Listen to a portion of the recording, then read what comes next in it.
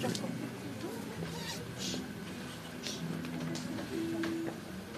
I want to say, Robert Thomas, you talk to tonight. Someone we might you please be upstanding. As we bring in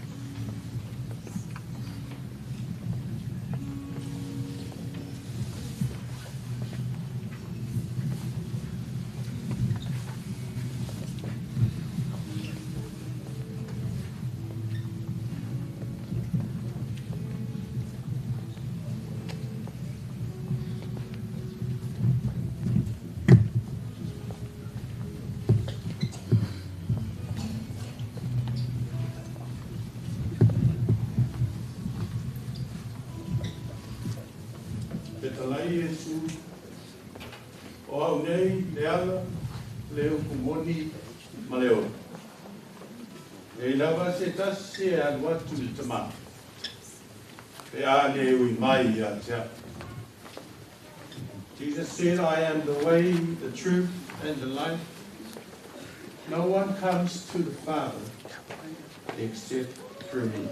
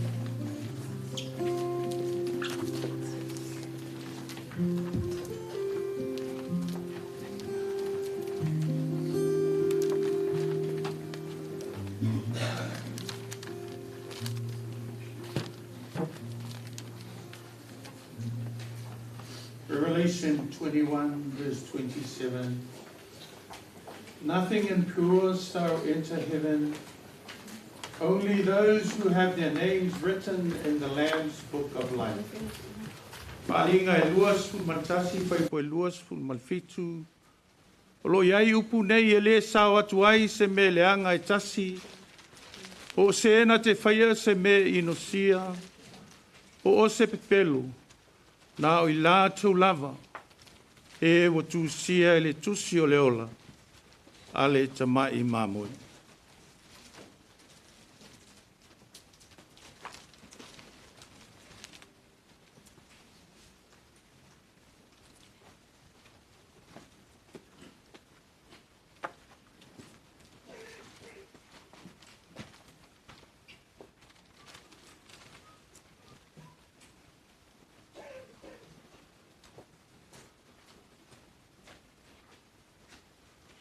A o tātou iai le whiwhi le mū, ma le mātango fie o le nei afi afi.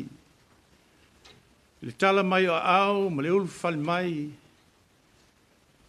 Le pa ia o le nei sauninga whale ainga. Le tina ia Faiiluga Soloiluma Lelili'o Taufasia. Le whaafeilo atu ai, le pa ia, le mamalu o tau fie, le nea fiafi. Pa ia whale atua, le au whainga luenga le atua, mo lātou whale tua. Pa ia whale atunu, pa ia whale malo, pa ia whale kalesia, ma le tala lelei. Ia meise, pa ia la inga whaavau, le nofo alo whanonoa. Le tina po le faltua. Ia Faiiluga Soloiluma Lelili'o Taufasia. Welcome everyone in the name of God the Father and of the Son and of the Holy Spirit. Amen. Thank you for joining us tonight as we come together to celebrate the life of our beloved mother, our dear friend, Nena, grandma, auntie, sister, a cousin, a colleague, Soloiluma, Faiiluga Lelili'o Taufasia. We offer our deepest condolences to the bereaved families and loved ones. And let us find strength in our faith and in the love of God. And with all due respect to our live stream families and friends in Samoa, United States, Great Britain, American Samoa, Australia, and once again to our lovely family in Vavau, Samoa. Talofa lava malole soifua. To Auntie Soloiluma Lelili'o Taufasia's children, grandchildren, and to her great-grandchildren. O whai lava le whinangalo, whai tōtasi o le atua. Na whai na mai e leli. Na ave se na whoi e leli. Job chapter 1 verse 21. The Lord gives and the Lord takes away. Iopo e mtapu mo mua whai po lua sumaltasi na whai na mai e leli. Na ave se na whoi e leli. Ia wha manuina le suafa o leli.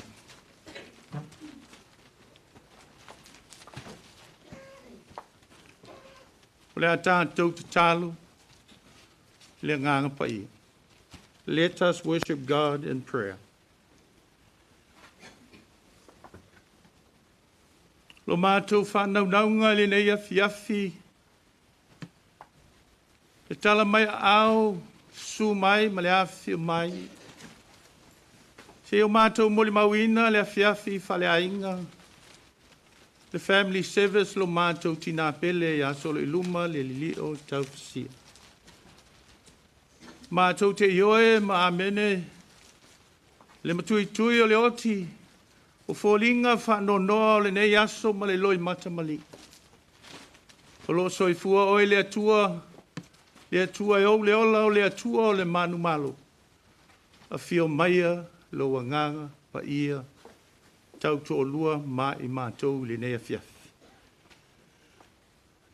Lord, as we start this funeral service, we ask for the presence of the Holy Spirit in this place. May your Holy Spirit bring comfort to each one of us so that we can be able to mourn as believers. Holy Spirit, take full control and help to do this as unto God and as not unto ourselves. In Jesus' name we pray. And all say amen. Alalai lalu whaputo. Le a tātou pese le vinga I le atua. E ona taita I nai tātou le praise and worship team.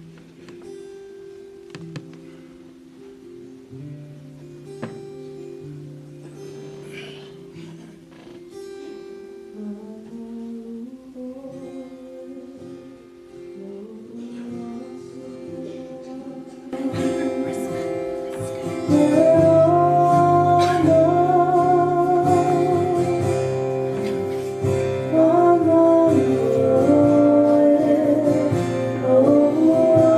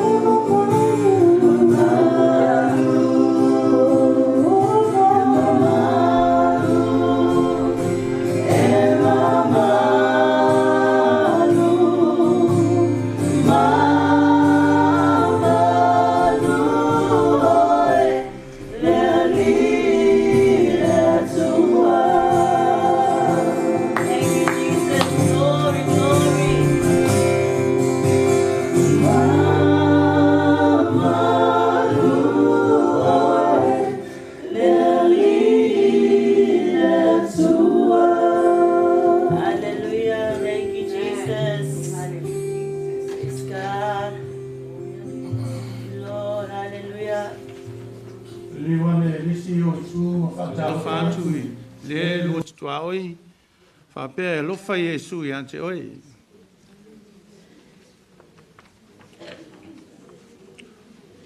o tatu mo il vaenga le o sauninga e le faita wina o tu spaia. We have come this time of service for reading our Bible reading. The selected passage for this evening is taken from the book of St. John, chapter 14, verse 26 to 27. We have fionga paia le atua te te inai tātou mulne fiafi. Evangelia Ioannem tāpua spun malfa. Fai tawina fai po lua spun maleono mal lua spun malfitu. Kei ronga wa le sa malkus paia ma ole au fai tawina. Ioannem tāpua spun malfa fai po lua spun maleono mal lua spun malfitu. Fa fua maia le fionga paia le atua. A ole so soani ole nganga paia le. E awina mai e te mai lo ingoa. O ia lava na te awa o ia te outou I mea umalava. E whamanatu mai foi hoia ia te outou. I mea uma wa o whai atu ai ia te outou. E po luas manual fitu, o te tuina atu ia te outou le manuia. O lo manuia o te avatu ai ia te outou. O te le avatu ia te outou whapei o na avatu e le lalaulangi. Aua le atu vale outou loto. Aua foi tau te mātatau. John chapter 14, verse 26 and 27. The Helper, the Holy Spirit, whom the Father will send in my name, will teach you everything and make you remember all that I have told you. In verse 27, peace is what I live with you. It is my own peace that I give you. I do not give it as the world does. Do not be worried and upset. Do not be afraid. These are the Holy Scriptures. May God shall have all the glory and honor. Ia tu mau I le atua lona vi inga. Mai lava le amtanga pe ono tau whafonga mo tātou whalonglo. Mai ia tu mau ia te ia le vi inga. Nei se ia o le whawau lava. Le ato e so mai tātou pese praise and worship team. Ia ona mai alea. Ia ona sau ni mai lea mo tātou mo li mau. So after this song, and then will come time that we will time for eulogies. Yeah. Ta pena fia mai. Ole aso fia. Ele se aso fa no. You know, I got to see some smiles, you know, even though it's heavy burden, you know, in your heart. We have missed our mother, beloved mother, auntie. But God is alive. And the Holy Spirit is our helper. Yeah, from we are mele tu le tatu sounding. We are for le tu e lau fafu. Yeah, like tatu pisi.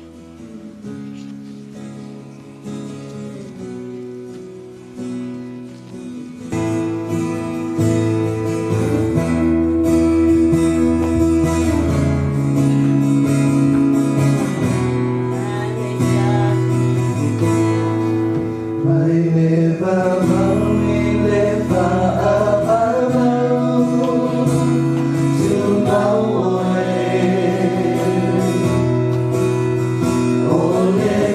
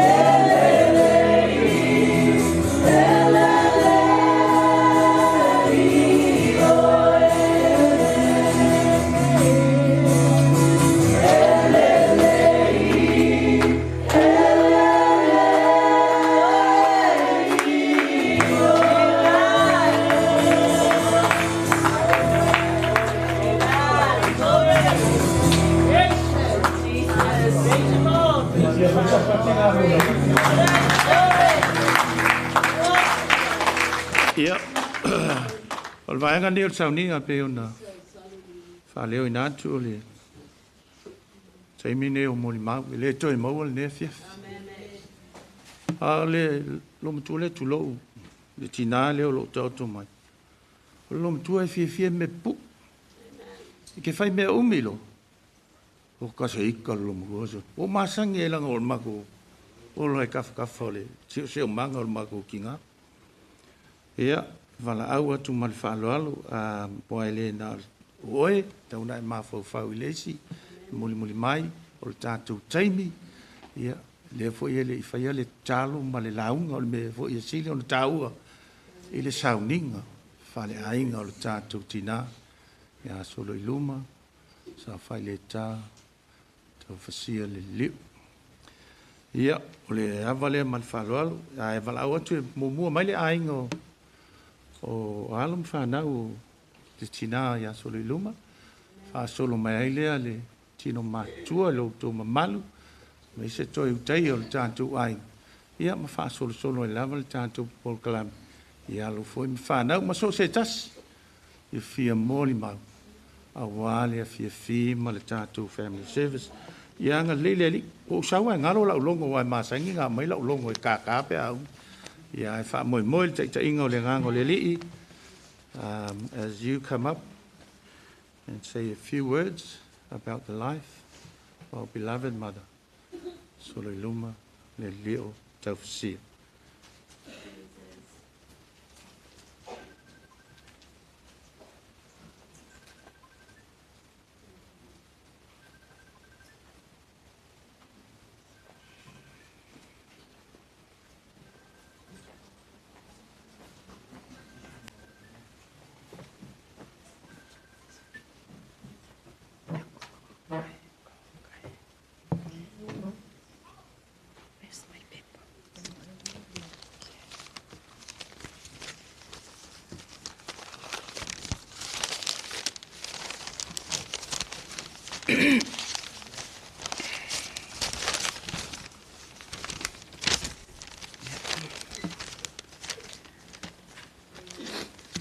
Lelili'o, ua whailava oe ma mea mātou tēnu nofo ai, i lea tupulanga ma lea tupulanga.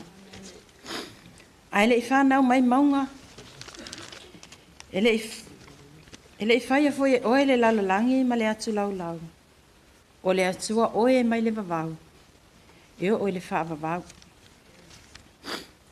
O te moe whatalo whaipa i o a inga, ua o fia poto i le nei a fiafi. A ingo se o tina, a ingo se o tamā. O wō mai māsani, o paolo mangafa e malu ai le nei a inga. Whatalo whafoi au ona tutofia le atua. O e o tau wasuina le ipuwai o leo lai tutono o nuu mafio anga. Ma e kale sia taitas. O la o tau whaato whala inga, ua e manui ai whaiba.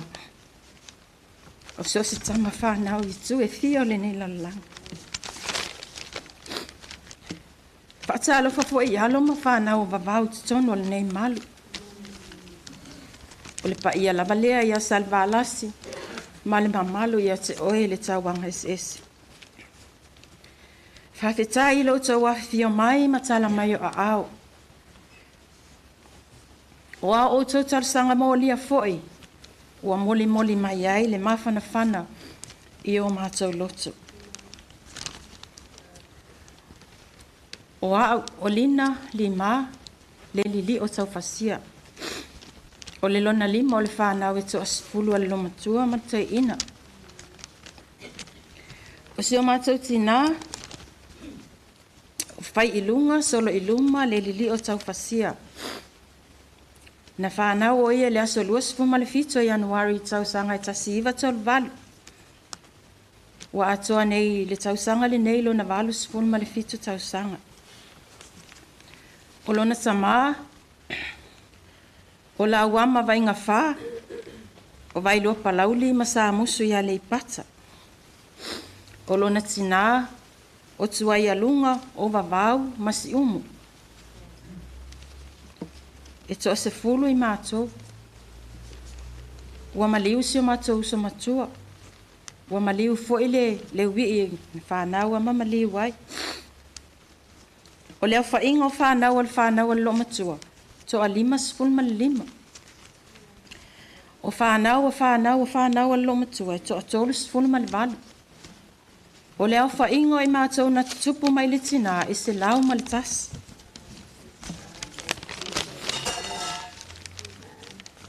Ia o nei lo matua. A tonu le ai a sese le malmalama ia o nei lo matua.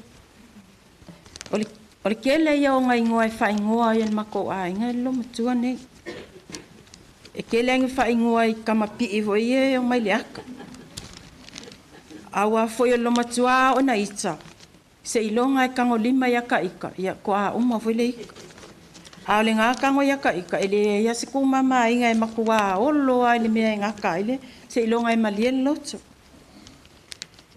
O le lo matua le ai e pese alam le mako fale. E whawhangua ma koe le I o mai lalo moa mai mea le moe ai. Awa fo e manga o I ngau I whi au. Manga o I vave usu e oe. Kai le popo ma kala o fala ma langa le fala. Ele manga o I malo loses. Ele manga o fo e kuku valea skangakai. E lako fo skangakai wha vasi a koe whaise whi au. E manga o alo makua ia se lau pasenge ala ka kua kui mea uma. Awa ai aku kaksavali wha kemu mai wa aki ngu aku ma ka vau kingo ka salo leili. Se yo ai ngau kau o mai yonga au ka wha ia kuma lo makai. Ole lo makua ngei. Kele o kemika ke ewa ai aku lo kasavali mele au wala wha mai. Amu ia oi kanga ka umanga le whi masayangi ai I masayangi o. Ai le loa mai le mea la api o ange pa kua le langa ngau fala. Ia o ka ika o ka fai ya. Mea ngau ka ko mamai ai. Mea ngai ke mai o lang ngā mea whai ngai loa au e ki ngā ke le kua I mea ngā. Fai mai. Oh, ka whewhe ia. Ia o ngā wha o male ngai ia o ka sau ka ika ia o la whewhe ngai me ka ika mapalau vale. Ia. O le ka lengi le alo makua. O le lalanga fala I e konga. Papalau fala. O mea e kausele a inga maa ngā le a inga. Ngai whapea lai la ku se ko lua o so kuanga nge ai le lua langa fala. Mai lomo me mua ngai whae koe lomo kua. Ia o manga o mai lei I langa mai fala ia ma. Ai a whapea mai la se whawhinge a me le lua langa se fala. Ia sorry ala se mea. A o mai sa o ai luma whaile a onga. Pe ia lau koe a onga le ang kulanga lua. Ia o ngā o ngai whaalongo uma mai awa vaulu whainga o ngā onga. E uma ngere ngā so ia pea lai kawa ia pea ke loma su mea kongo whaleo a inga e mau ke kua o ile a onga loma kua. E whaangalonga ka i o loma kua I onga winga. Ngalo le la a mou akulonga leo o ngā fōlinga o ngā 5 e mako ke vai ele momose o mea ngā ke whai. E le lope whawhenga ngalo. Whaangalonga ka i a mako. Langa whaukua. Anga poa inga ia mako whangau. Inga ia mako whealofangi. Whealofangi ia mako whangau. O langa alalia kala ia mako. Ia o ko whealofangi. A o ko whealofangi. Whealofangi au ko whangau. Lo mako e whai uso. Whai kuangangi. O si a inga. E kau si a inga lelei. E loko alofa. Kau kala sa o whet kangaka. A ika kangaka. E whai sa o alkala kangaka le pula mai.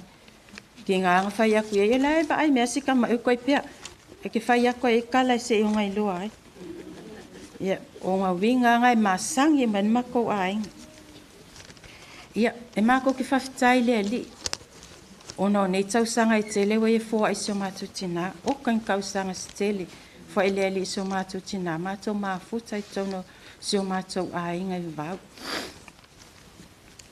Ia, e mātou te whawhitai ai fwoi, māmi au ngā luenga le lei sa whaia mo I mātou. Whawhitai au talasanga mō lia I au malpō. Ina ia mauani o mātou rumana I manuia. Whaamangalo fwoi ni o mātou whaale tonu. Sa mātou tū ma se anga I le tau tamali I lau sila mai. Ma lau tangatanga I mai lau whanau. Ai aluia, whailoa I malau matai. Ile no fuanga wa umona ia saunia mo tātou lana whanau whātua. Mātou te alo lofa tele mo oe mam. E vea fwili nei avanoa e mo le toile anga whawhitai tele i sunga taitai mo le avanoa. Whawhitai e o potopoto ma mo le mawina le awhiawhale a ingo si o mātou tina.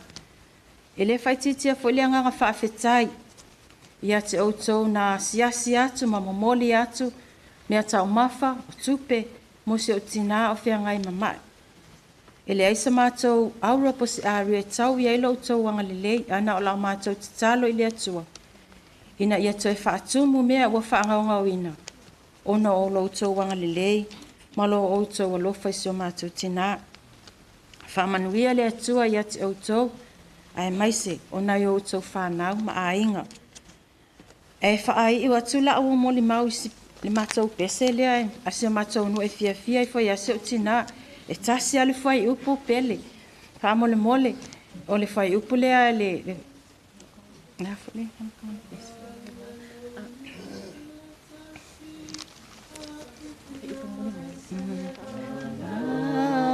whaalua le spi alala e le taua ese le ali mau whale upolu o paia aia na mai ne babau o mafua ia se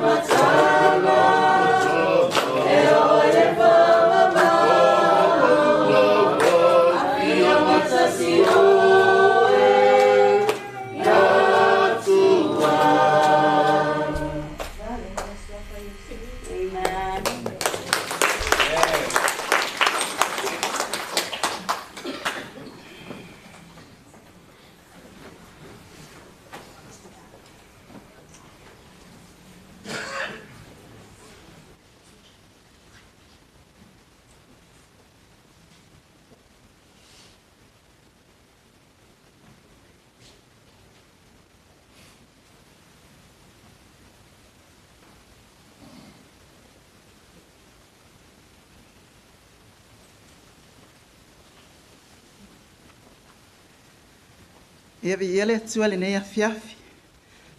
Nā nei le avanoa ia le ala le tula i mai whaonga le avanoa. Ia e whaatulo i sunga i whawhiangainga o le ainga. Ia e mai sele mamalu tau awe le tātua. Malu nei. Ia ni tau mate mai po e le tangata la malu maloa i lungole.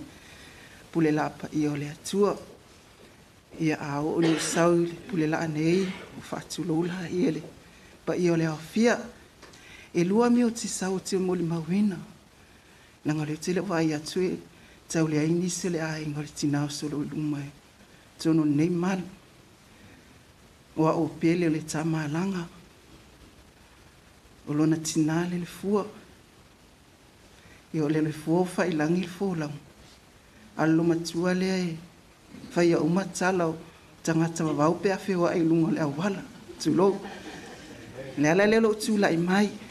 Vea umasui o le lua o lo tūla i ia. Wa tuua le mawhatanga whar komiti. E ona o iai le suita maita e le a whioanga. Ne le iai se moli mau o le mata komiti e whaia e Samoa. Ia le wotu la ia avea umasui o komiti. Whaia se moli mau le tinane ia Soloiluma. O pa ia la mo sa ia lulu atu e nā whaatini o tau sala. Ai au pia ona whaafafonga. Tu sai ma le tau tua le tina ia Soloiluma. Mai le tula i mai le suita mai tai. Te lele au ngao le tinane le whautua ina o loni tangata.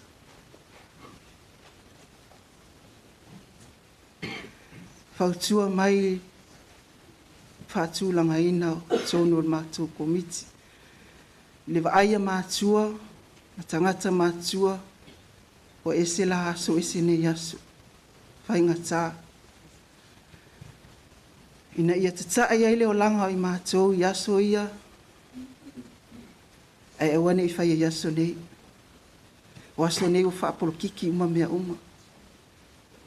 Aleluia le tina nei lo tangata. Wa o maua ese. Ia o ngā moa. Whawhitai ai wo o mai tina nei. Na mato mafutai sa moa. Mai pola ia le spito mai atu Soloiluma. Ia le lau mua halu ia Soloiluma. Ia le lopo wa yo ma ue mua atu itua. O le tala le ato i nao whea o e te loto vai o la ele atu e mea uma. O la waru Soloiluma mauma. Le ala nao le o mai New Zealand nei. O no mai fo yo fea ngai ma le tamaa nei a inga. I whawhitai ai la mo mea uma. Whawhitai lo na anga lelei ala le whautua mai lo tangata. Whawhitai fo i le anga lelei. O nei lo matua e matua i ale matua komiti. I ale waru. O le isisi a whai atu le tala ai. A whale tonu le tala matai. Luma le tala aluma. Tawai atu a talo le ili o lo matua. No iloa nei nā ele mea lai le o manuia. Ia na umale ia soso mai, whaasoa mai e tia ele. E te vai lo e te tautala. Whaale tonu lo komiti. Tala le alo matua. Whawhitai le whautua. Whawhitai lo nganangang lei. Wahiwa na maua i tūlanga o tofi. Ia ele stangata matua. Tupulanga lava lele iai ia tamalo aloma. Ia mal tamalo tusata feanga. Tupulanga na mato. Ia whawhitai le whaonga aina o le tangata i ala i walauina i susemea. Pina ngalo ai o le atua. Lana pule whaasoa le tangata. Ia male alu o manga o mea tauna o ia le tangata. Ile mawhitanga lalo matua lea male tina lea le fua. Langa le umise tale to te lela umoni ma. O ke whai aku ele aingi lo maku e piko silinga palau vale tulou. E alu ale tala ai folo atua male palau vale. Ia, whawhitai le atua pēra mawani no fuanga o nelo matua. Ele ola e whawawau. Ia ale tapenanga tātou le whanau. Tau te whaamangalo ai, ma whaamawalalo ai le atua. E ala le tātou tuli matai pēra o wainga o tātou tina nei. Whainga tā ai au ngā. Te le lopo le au ngā le o te nau manuia ai tātou. Te le lopo le au ngā le ili le tapire manuia ai tātou. Whawhitai fo isi o tātou a whioanga. Ia le mali mai masu mai. Ia wale aso, ia mali wala au le atua le tina ia Soloiluma. Te manatu o umale mo le mau. Whawhitai tele lava i lua sunga i whawhia ngainga. Ngata fo i leo le sunga fo i whapia ele i tau nuu mai. Ia le Stimaya Fatui, ia ale o tātou mawhitai nei, ia ai mesel whanau nei, whawhitai molo ua wanoa, i lo uawa malo whaaloa lava. Amen.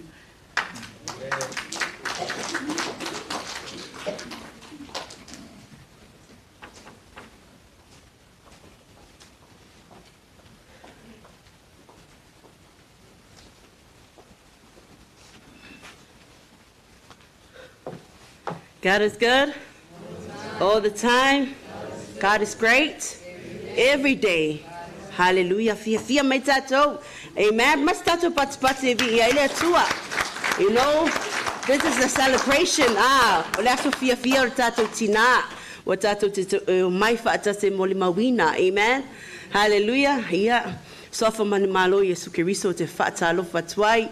Le ava mani whaaloalo. Hallelujah. I le ainga le atua. Ainga le tina. Hallelujah. Ufa pena o na tatou mai whaatase tatou te moli mawina. Le aso fia le tina. Yeah, for those that don't know my name, o lo winoa. O Beverly Tuai Taliva. O a o le wii o le uso le lo matua le nei o matangi. Ia o mato mai fo manisi o uso ma tuangane ki a konga e whaatui. Ia o le tūlai me lava tangata i e whailona moli mau. Amen. Ia bo tūlai.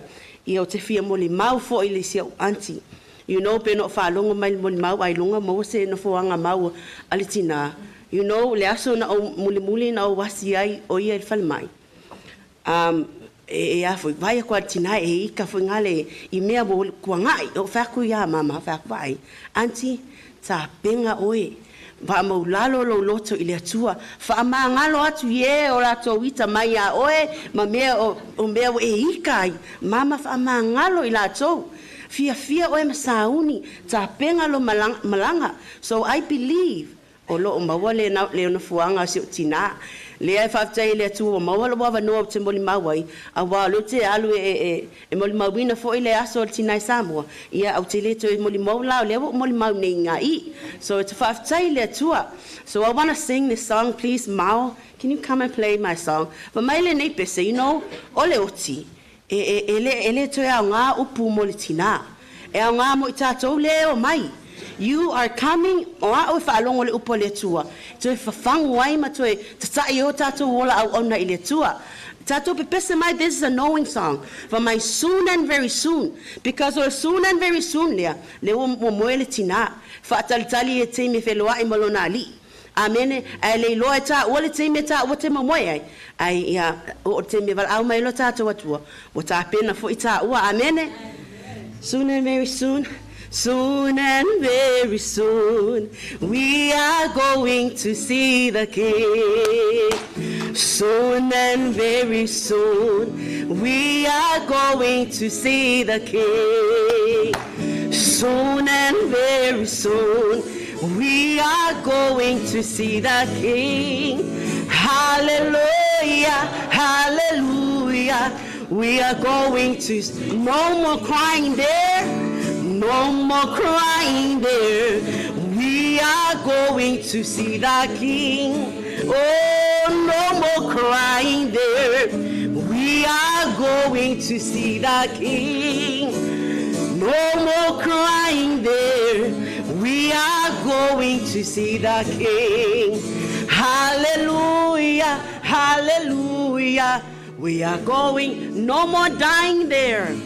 Oh, no more dying there. We are going to see the King. Oh, no more dying there. We are going to see the King. No more dying there. We are going to see the King. Hallelujah, hallelujah. We are going. Walatsa luna toya fio mai. O alatalo na toia fio mai. Tato o e wheloa I mai ia. O alatalo na toia fio mai. Tato o e wheloa I mai ia. O alatalo na toia fio mai. Tato o e wheloa I mai ia. Hallelujah, hallelujah. Tato o e wheloa I mai ia. And one more thing before I sit down. You know, the grandchildren of my dear auntie and all the children. You know, seeing auntie, olanga pepea lea epinesa. Makamaka aku lunga Auckland ma ngai alu fai poiponga kengi lea. And fai my grandchildren. You know, I'm so proud of you guys. Saune talia manuia, you know. don't be sad. O le tino waru. But be glad you already serve her. So whamanimia le atua to all grandchildren of our dear mama and the children, brothers and sisters, o kasengi, whamanimia le atua, on sai, you know, o tina lea just for today. Amen. But le ola whaavau lo whaatali mo i tātou. In Jesus' name, amen.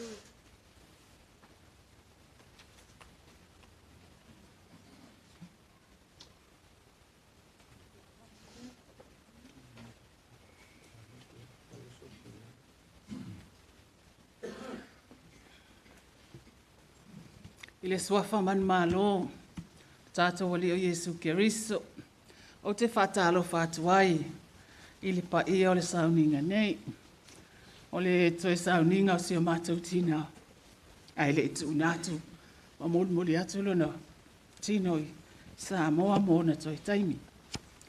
Ia mō, he lātou te leo si la fia o tangata, o au, o loi mata, na mulau ulu, siaki la waki tui vaiti. O le whai unga si au pui wheleng. Ai, ia o au, o lo tina ia neu solo matua lea. O lo tina, e ulu matua i teine o le whanau atu wai, ma tau ili.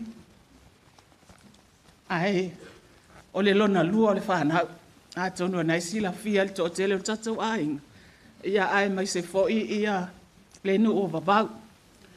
O au, e le lava tele se maa mafutanga ma lo antilia. O na ole nei le mafuaanga. O mātou lava iana feo la nei muata, na ingo le mātou tama. Ai se iwanga nā, ia i whaalawe lawe ma me whai, ia ele ngata fo i lea o leo ia si mātua si o mātou tina. Ia e mātou te o atu lava. Ia ala Soloiluma le i lalo le i le ainga o Lelili'o Taufasia. E ele tausanga na malanga mai ai, ia le tinal nei, ia ma Lelili'o. Po se mea o le a feiva se lau iwa tasi, iwa lua, o inafta o peiwa tau mauwaise maftanga a umale usole o lo tina. Ia wai pe ia e te le aia i lalo le ainga o Lelili'o, na i sila fia umai vavau. Ia ai o mātou e ilunga le pito ilunga, ia po le. Ai, o le nei tina, i la umai tau ia ino umai mātou maafuta. Na maa ole masi au to o lua mai. Ano nofo i nea fionga ia maa mea malina. Toa fine ne o Lelili'o. Ia o se tangata fo i pe ona moli mauli whanau. Ia le usa ia lina.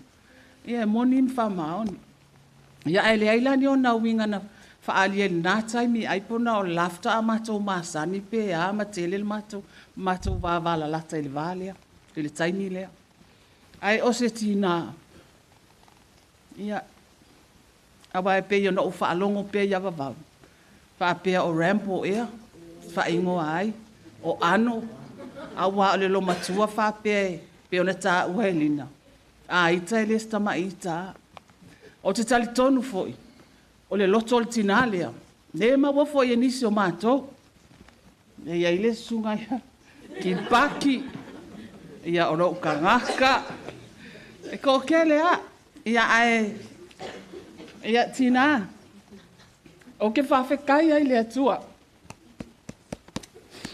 Ua koe maua le ka mafukanga.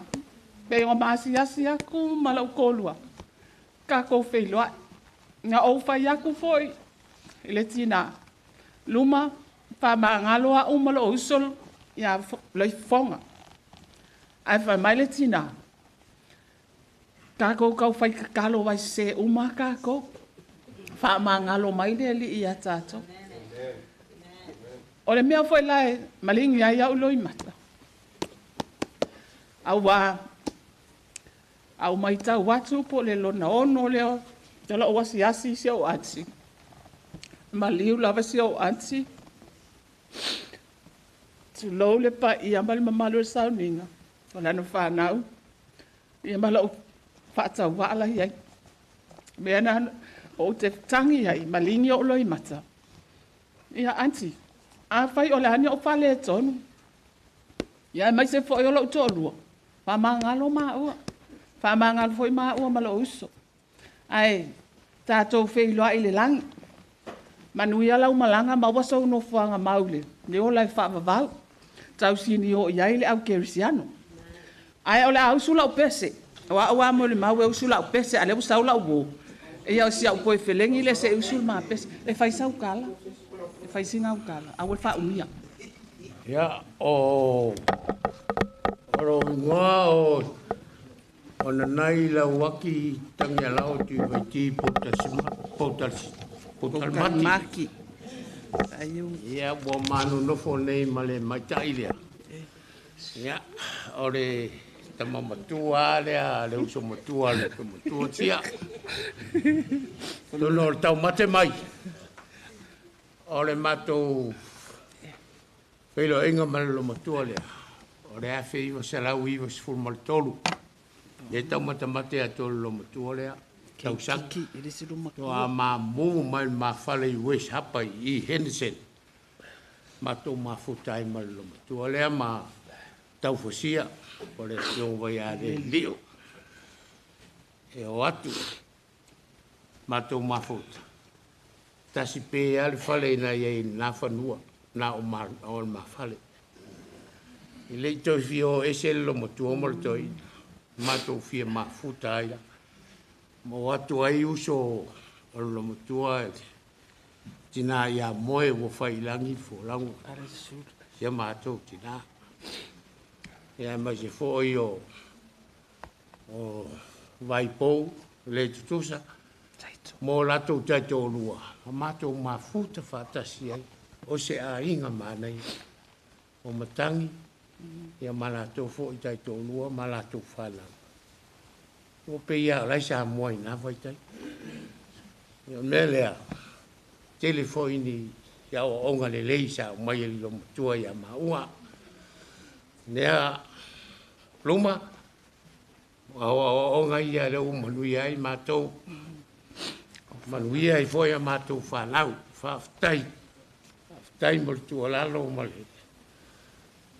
fautu mai ya matu talo lava luma ya via tafi malala u fai na planga matu fa muliatu vole lava atu matu Samoa ona ye fo inisio fu fuanga fai ai manuia tele oe la fai na planga tafi malele tu la fai na planga sei se sone atu le sunga al pesel lo matua le e corda pesi ua fa fetai alofa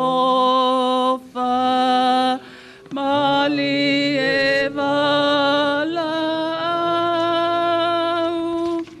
e watinga ina o mai ina o mai o e ua mafatia atoa mai e vai vai ina fasanga mai malolo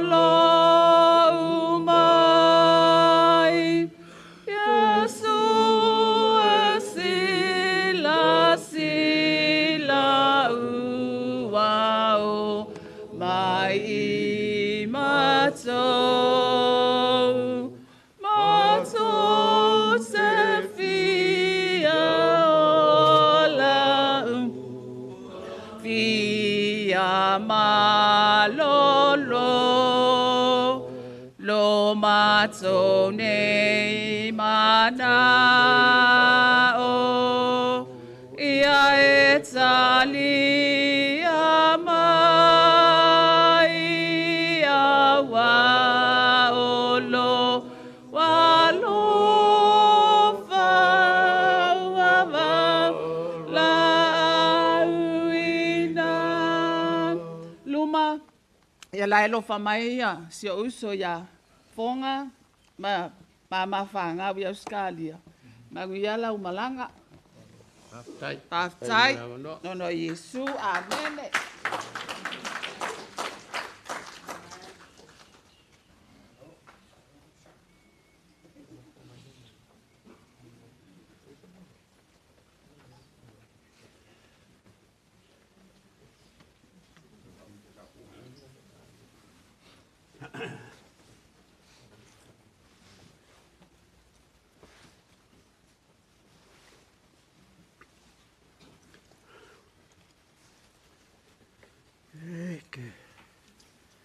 Ja, wat kai mo sia wa ngor ko ia. Ka fa ko ali pa ia ma malu. Sa nge ni fiafi. Ko sa nge na o tinga nge. O fo am fa ngolo mai mo ki mai. O ka sili a swa fa lo ko. No mo ko ni. O ango, o amingi, o ingoa ngai wara aua i ki ngai wharikua. O Soloiluma Lelili'o Taufasia, o lo ngofo mai ngelo maku a inga i wawau. E wha a inga o lo kaupua ai le ki ngāri ngei. Sa sao, sa kaua, sa kango, ma polaia, fionga le li whakui. A inga i e whaelem, whainga misi whae i lorma kua. La alawan me whae e alu, waku unga e alu, o longa o si a inga. Soloiluma longa koru o whangau, lorma kua, sa whae le kālo o ngisila i a mika. Ia so aile mariki ngā o le ea, ku whaafonga mai nge, i o le ea whaingi. Kulanga lua, e kulanga koru ai Soloiluma, e kulanga whaeila o lorma kua. Ia la o mo kua la malonga lu le o ka o ko ni ngai. Ia la sa ka mo fai e ka o ko Soloiluma ni. Ia pe kai o le fai. Ia la va e ngol fa ngau mo le ainga. Le o ka mo fai e a sa mo. Wa sango fu fo la Soloiluma sa i vau. E wa kwa ma ka wa ku ai o fu mai. Ile ai ma se kala o ki ngani. E whai asi kere wawe o la uruma kua. A whai se kala i uruma kua ni. Lei me se kala. Pā wale mea kari mai Soloiluma i la uruma kua. O loi maka. Ngā o loi maka mea kari mai. A wā ngā langa whai o uiai. Ia ngā o kalangoa le leo ki ngā. Pā tianga. Ka whai lalo. E kere kiki a Soloiluma. Whai fua lau kau. Ia luma ia ngale leile kue lo fai ngā manga. Le fo ilu kāku ainga. A meisi o le whangau o maua loko kele.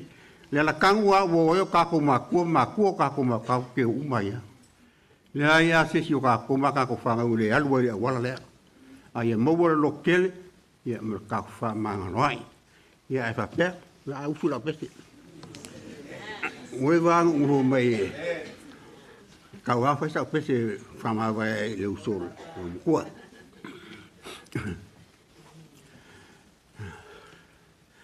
O ia ko pole ngā wato ia inga matu, malo ngā whale tu, ma le whana upele, se fulu ma le lua, whatu ma wina pea, o lona soifoa. Iwa vaya ele au so wa sau le li fai mi o lona tau tau ia whasi ai fai mai le uluma tua ia la foi le lua I wala tau poto poto, mawhai ala la tau fō, wala tau tau pule pule, fui ole o fui o se whae koto. Yo se whae po whe, ya oe, wali ulo o fu i le totoe. Wa au mai e o usoe, I ua vai vai ai, lo toe. O le peka ua whalongo, ua mawhau whau runga loto, ma ua walau langa pele o Iakopo. Ina ia whawe atu, ma sa ili mai o se mangu, te sawe se mea ai maronga tama, ina ia whamanui a mai. E sautalo wha, ilo kinga inga, wale ai se manuia, o totole toea inga, iua whali mapoto, elo uso o Iakopo, iua vai vai ai lo uloto. Si kolo sela.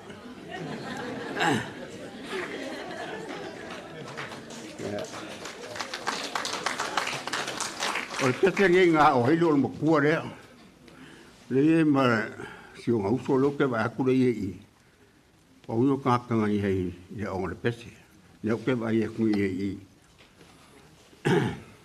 La ususonga mai e toa, na whalongo i a isa moa o le malo, i alolo alo soifua, so i au matafa. O le tui atua whai whamai manu, I lo lua valua lua, I toi solo siwe wa, fui maongo mimi o silopa, mae tangaloa pita, I ole a mga tua pea, I tala tusi a so whai te winga, ole malo samo, longole ngai tea, longole na yama, hiu tau tala, le pua nanganga, samo poto, umufongo tala,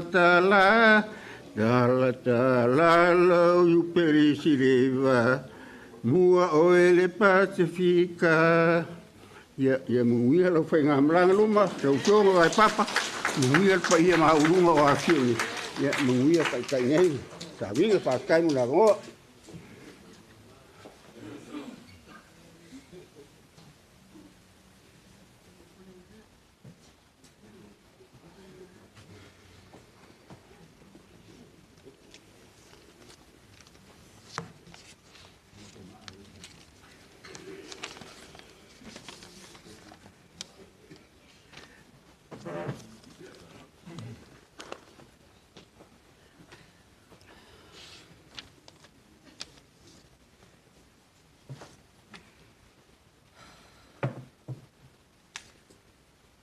O te whaatalo whaatu I sunga o whaawhia inga mo lātou whalitua. Whaatalo whaatu fo I a inga, wō mai māsani. Ai se I whaisina mori maupu, puu. Mo le anti pele ia Soloiluma Lelili'o.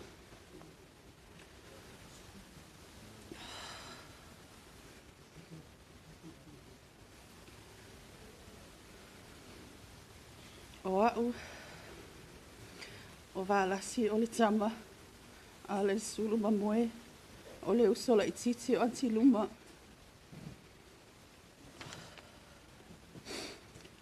O anti luma, na ia I le asona o whanau wai.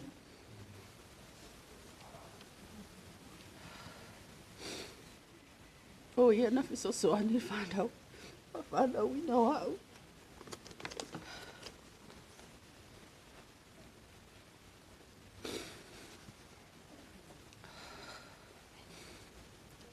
Ao mātou no nofo, ma o mātou esi o mātou a inga pele I wawau. O anti luma, le lua I usolo tina na o iloa. A o tengia, pe fasia o elo tina o antiluma, e se fea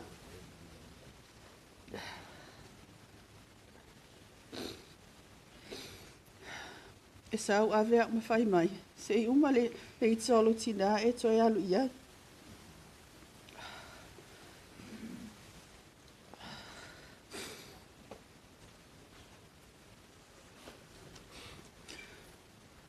O winga I o antiluma e whaangalunga tai e tea. So se taimi e malanga mai e antiluma I nei New Zealand. E le mawhai na toe fo I Samoa. Ai le I o mai mātou whale. E whaile la whale moe malo tina. E tūli stoi ina I whafo male potu. Ai whaile la whale moe. O te alu ate whaalongolongo I la tala maali e whai. O le mafutanga lea antiluma. Malo tina e maali e tele. O antiluma po o ano. Aolo tina o rempo.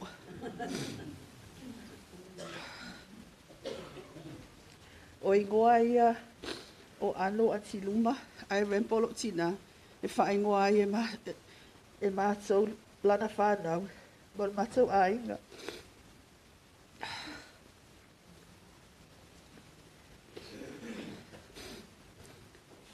Hao lano nofo whaatasi se o mātou nu pele o wawau.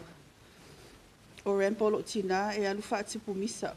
Ai wha moe moe ia anti ano. E alu atu whaatino le misa lea.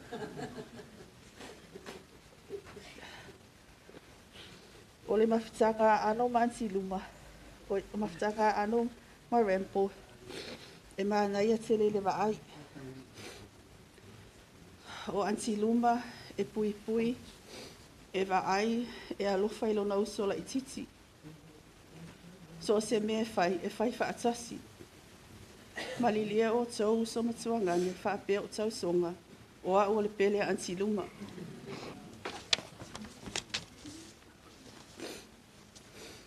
O le ale ai se no fo mai si o mātou ai na pele babau. So se taimi mātou te malanga atu wa I Samoa. O e no fo mai. E whailoa I loi mata. E whaama vai loi mata. Ai ui ilea. E pule lava le atua. Alo whaanga mo o e le vai. Madui alo malanga ati alo luma. E le ngalo o e le anti pele. Se wa fa Yesu. Amen.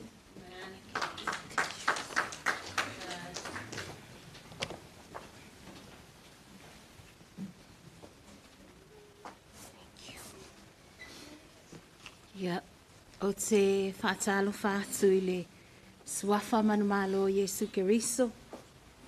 Whaatalo whaatu I sunga I whaafea ngainga mo o tau whaletua. Ia, ai mai se le pa ia mawalunga o Samoa waofia I le nei po. Ta lofa lava. O lo uingoa o tuai alunga si umu, ala I le sulu te imita se mau.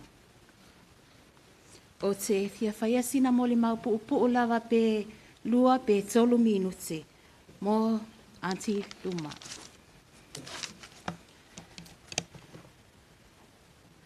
O taimio mafuta I Samoa a o tupua e Samoa si o mātou a inga I lu ungal pa awhi ai. O te manatua lava e lo fefe I si o ati. A waha fo e mo o wilo e o kelo makua. Ai muli ane. Ia wa maasani o talinga al whaalongo.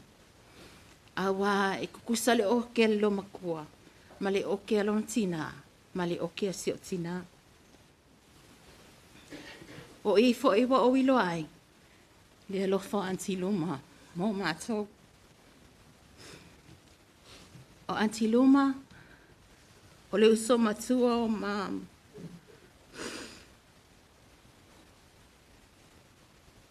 O le la mafutanga o I o te ilo ai. Sa whaawai e ilo o langa I le alofa. Le alofa o le uso. le alofa whaaleusa. So se mea lawa. Whaaloalo i o Aunty Luma i o na uso mātutua, si o na uso matua ma o na tuangane mātutua. Whaapea fo i o na whaapale pale i uso la i tima tuangane la iti. O i foi, sa o i loa ai, sa whaafai ai lo o langa i le alofa. Mawa ai ai o mata i mea sa moa si o mata o ainga.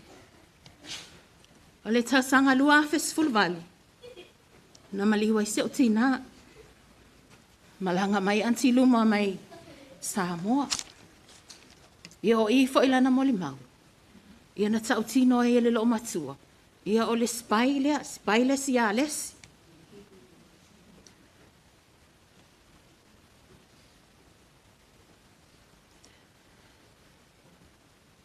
A mātou malanga atu fo i Samoa. E whaeilo lava i silo matua. Mātou te o atu. Ina ia sa oni fia mai ai. E whaatali mātou. E o lava ilo na fale foule na whai e si ana whana. Ia e tolo lava silo matua i le fale o. Ai whaatonu lana whana o e tapenga. Mātou te o atu, mātou te nono whai. O winga whaangalonga tāi o si o anti. O i foi, o te iloai, e mita, pe me mita le lo matu. Pe awai mai, o mātou o atu. E waai ia si o mātou a inga i wawau.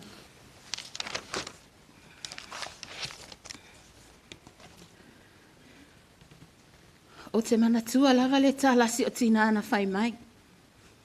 E si o na uso lea Aunty Luma. A malanga mai New Zealand. Pe mātou te o atu fo i Samoa. O Aunty Luma, e le kai ia whai mai aka ikai se mea manga o ai. She'll never ask for anything. Ngā le tari lava i lana ata. Malona fia o vai mai wa mātou o atu. Se i vanga nā ai. O te tango mono i ai sina tā la. E whahe e langa pepa pinko. O se mawhutanga ma whana ma Aunty Luma. Paule, tala Aunty Luma whai mai. Se mana tuaina i Samoa. Waai, o lea o te tau mawhai ai. E tau tuasi o tātou ainga.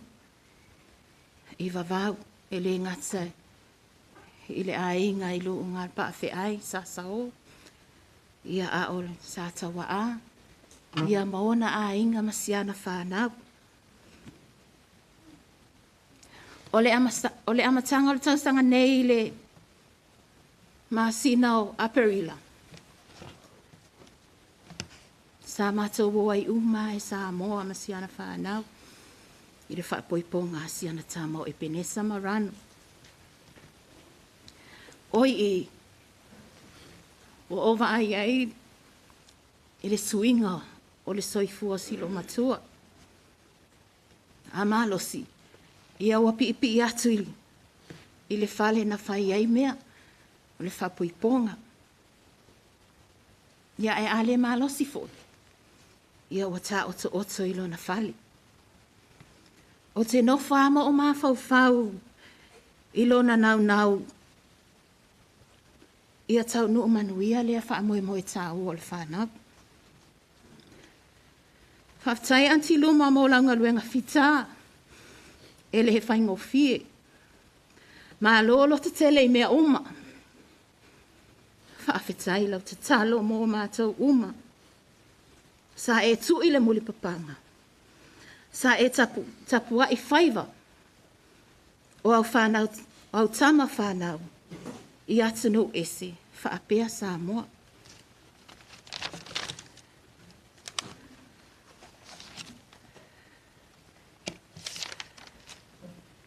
Mā lo tau. Ua i o ia te oe le tau sinionga. O le atua na te foai. O le atua foi na te avesia. Anti luma. O le amisia lava oe le vaai. E te au oe le fatu. Sia o pale. Sia o sei wa le lea. Sola ia oe. Moe pea ia oe. My darling Auntie Luma. Soifua.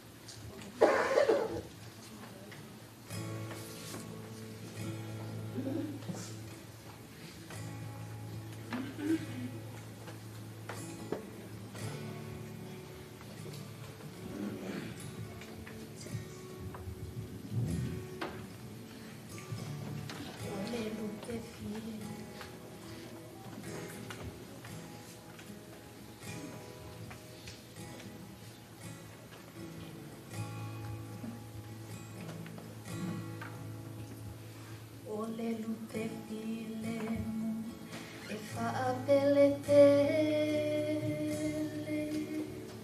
sa o tausia pela vaia soetele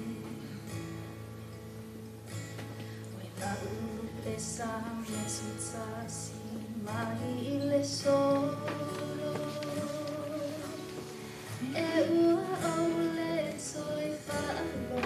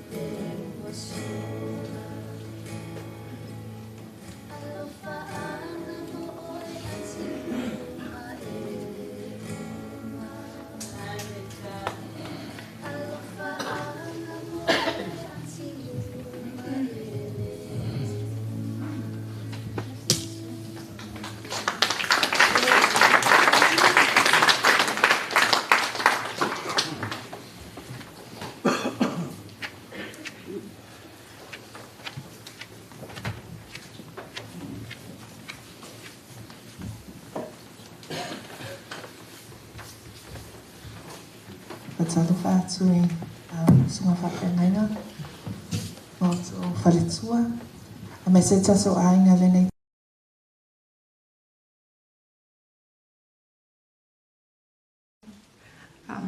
Tanga loa Matthew to o a whailoa leo masui o si o uso ai me se si o tuangane ma si o anti so whine lo te mā ai tō o nei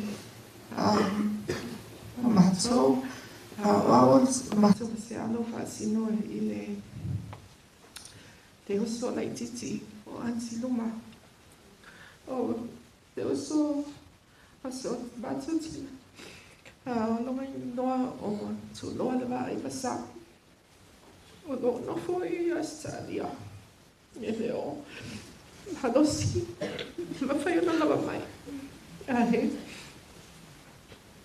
she rang and texted me. She said, Vanu, going to a wingma. So I am here to do just to say a few words on behalf of our mum.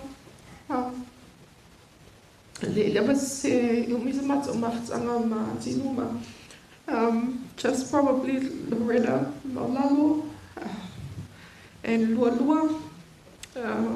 Lualua built my father-in-law's house in Samoa. So, Manatuanga, Wenga Lea, Lana Whanau, Sia Matuainga. And Haftai Yatuaile in my new auntie because being able to see my mum's family again, it's been a while. So it's good to connect with them last week. And I was telling my kids tonight that Peter was our MC at our wedding almost 20 years ago. So really grateful for the opportunity.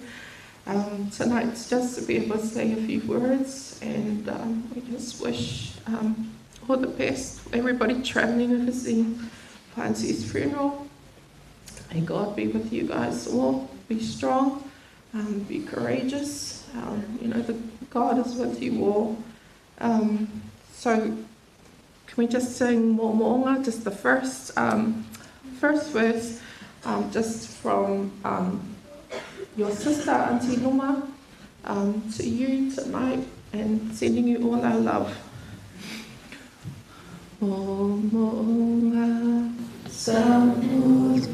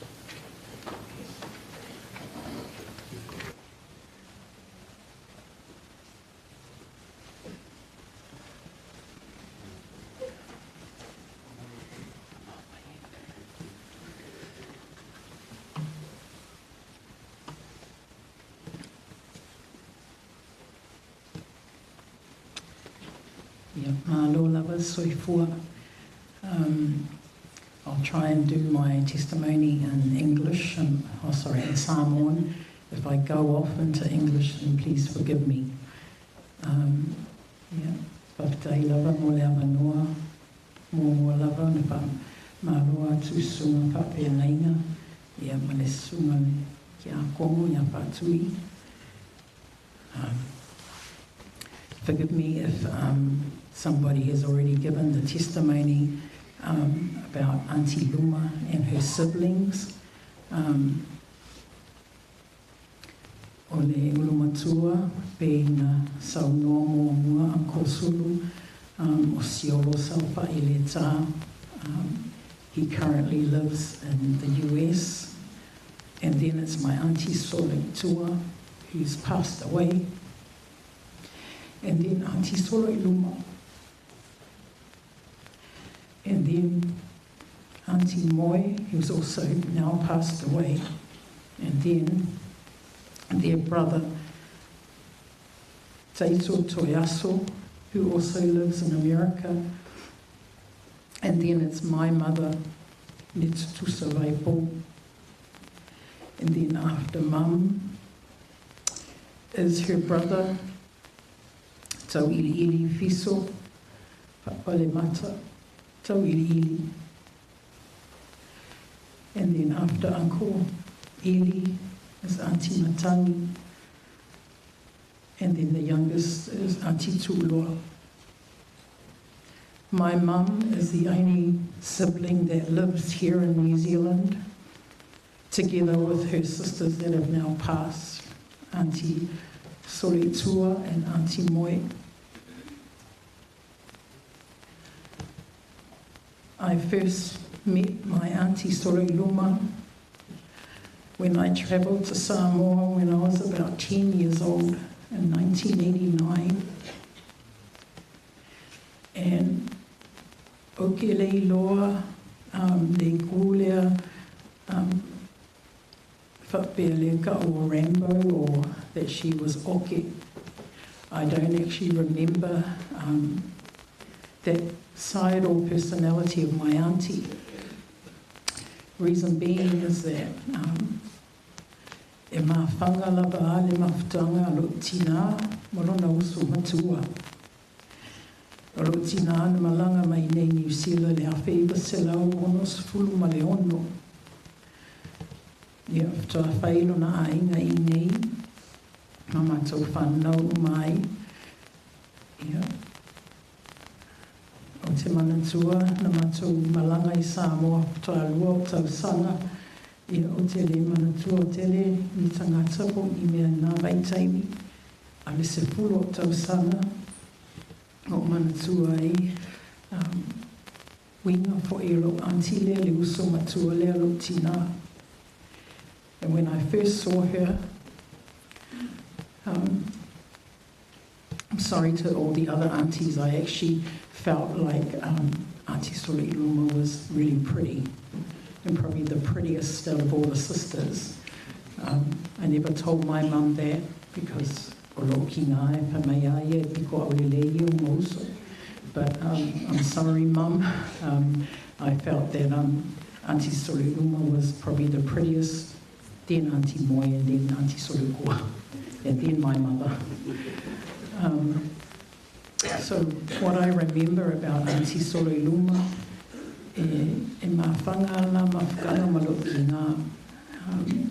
and she treats my mother like a daughter rather than a sister.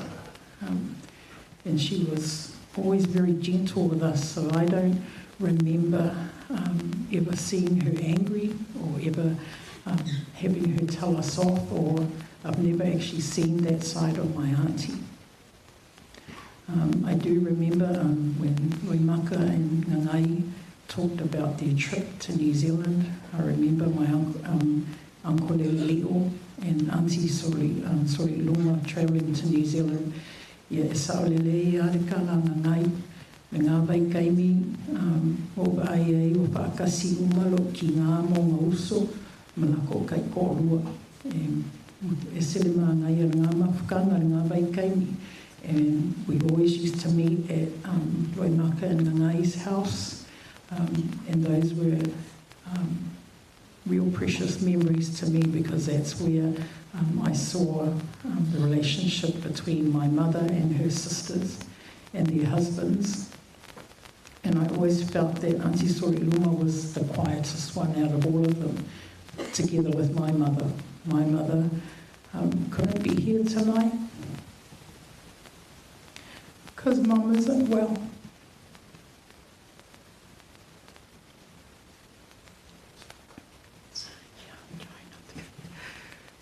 Luma, ala elo ke le mai no ki ngā o mako kwai mai anga ngi sawi aku o le kuku sopoi. And that's what I always said to Mum, Auntie Luma, even though she's sick and almost 10 years older than you, ai ma losi aku lupa yo ya o, excuse me.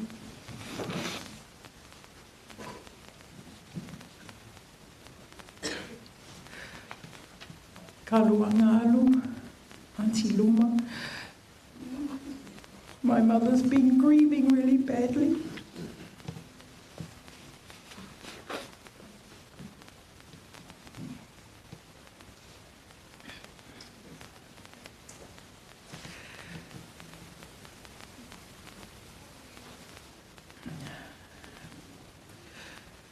So my mum really misses her sister. And she's really sad that she can't travel to Samoa. My mum was also really sad that we couldn't travel for Ebenezer's wedding. O leo kukusa le malo si lokinga. A winga kausa a pia ia si o auntie ka ke mama kua.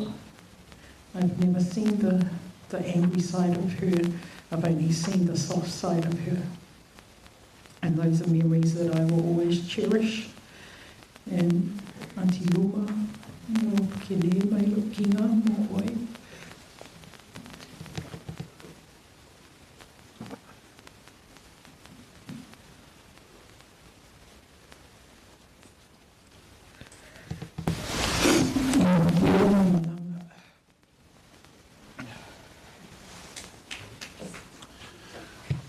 Ya, ta lo falava. Ke lo wa vela fo le fala kauanga fa pupu short and sweet. Ya o lele introduce ako o el mako. Ya o ma o le brother and sister. Fai me fa kasia ma o e bo fe me ke o ya e si ma ka. Where's your wife? I haven't got any wife. This is my friend. Ya il pa ia man mamanu tato au fia nei sa mo. Ha mese sa mo poto e afiafi fa le ainga e fa sino o tato tina. Ia malo lava le fai malo foi le fata simbai ia e mali lava ia moli mau matango fia alo mo fanau pa tai ko ile suma le fa fe ngainga mai se tai le saninga le nei tiba mo sine ia manoa e fai ai sine tambai moli mau ola le sa moli mau wa o le tai me ai watu ile le la umana me asi le tinama le fisiri mai lava le mo tua ia au ia o fai ko ia e se kai mi pesi ia le aske atemi le ia se insu atu ma pesi ia ona fa uma le ia ma taimi ia o pesi o ma sani ai tatou ai o pesi la fa pea la ulu pe uale le va o mao talo fai la upe le pele uale loa Ta'angai wasei ne Eulogies solo mai o matai tilo te leo sawai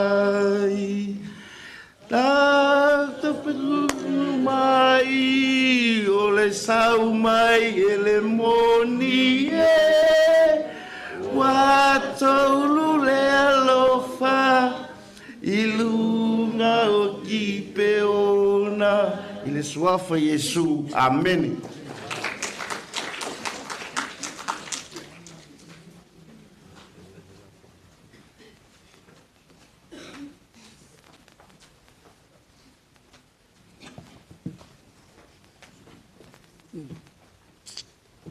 Mili mai, mili.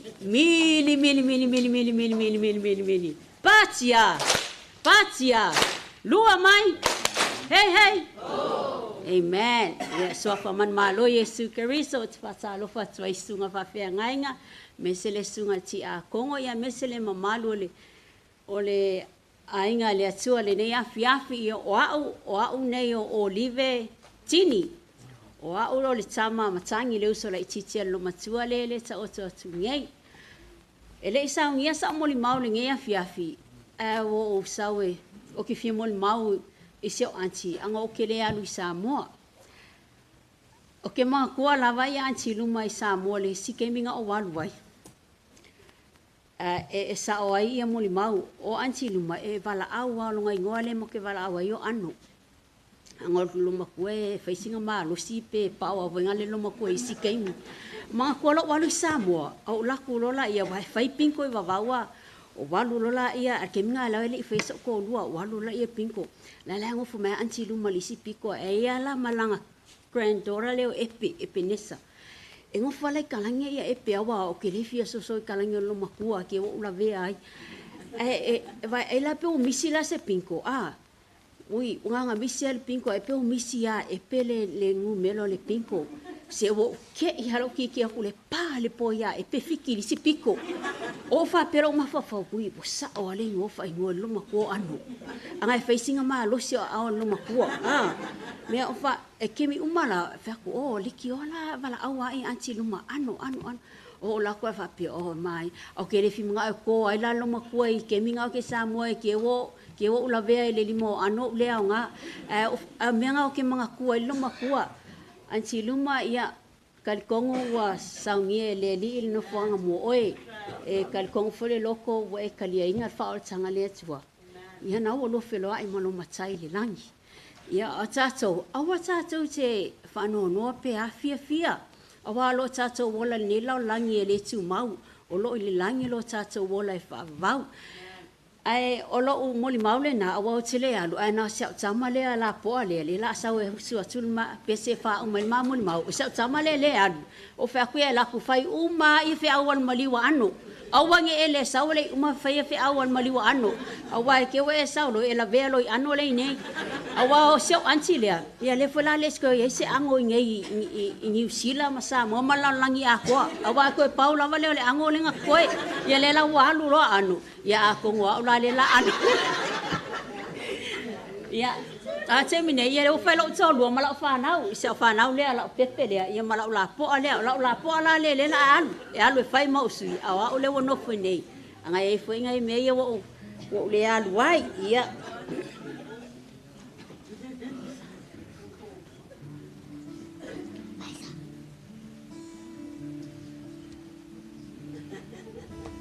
Lau so pese san Manuel malanga ansi love you. Oi Manuel malanga an.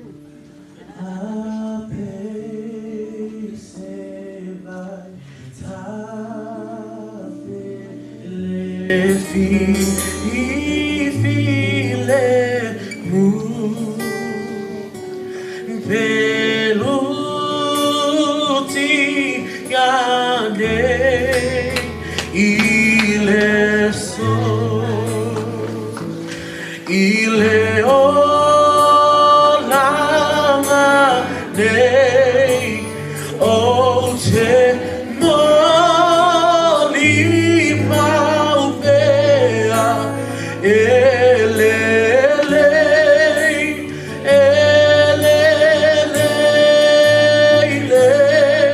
ali when peace like a river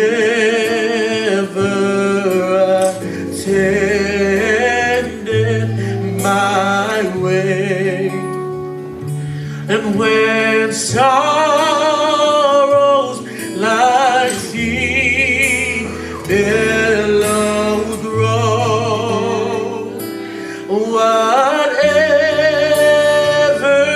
my lot though has taught me to say, it is well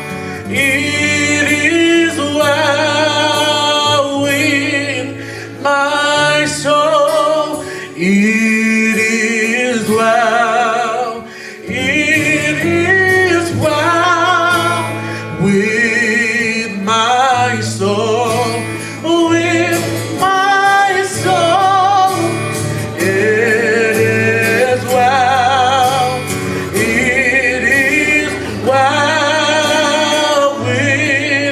My soul. ko Yesu. Amen.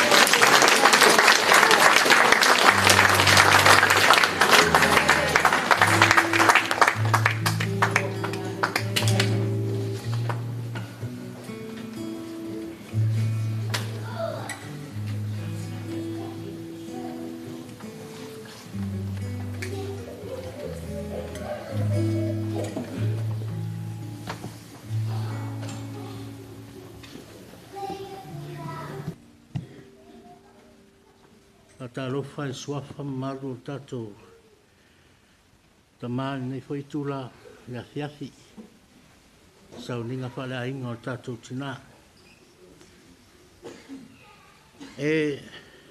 ya ona motu le paua si la fia foi lo tangata pa tau wa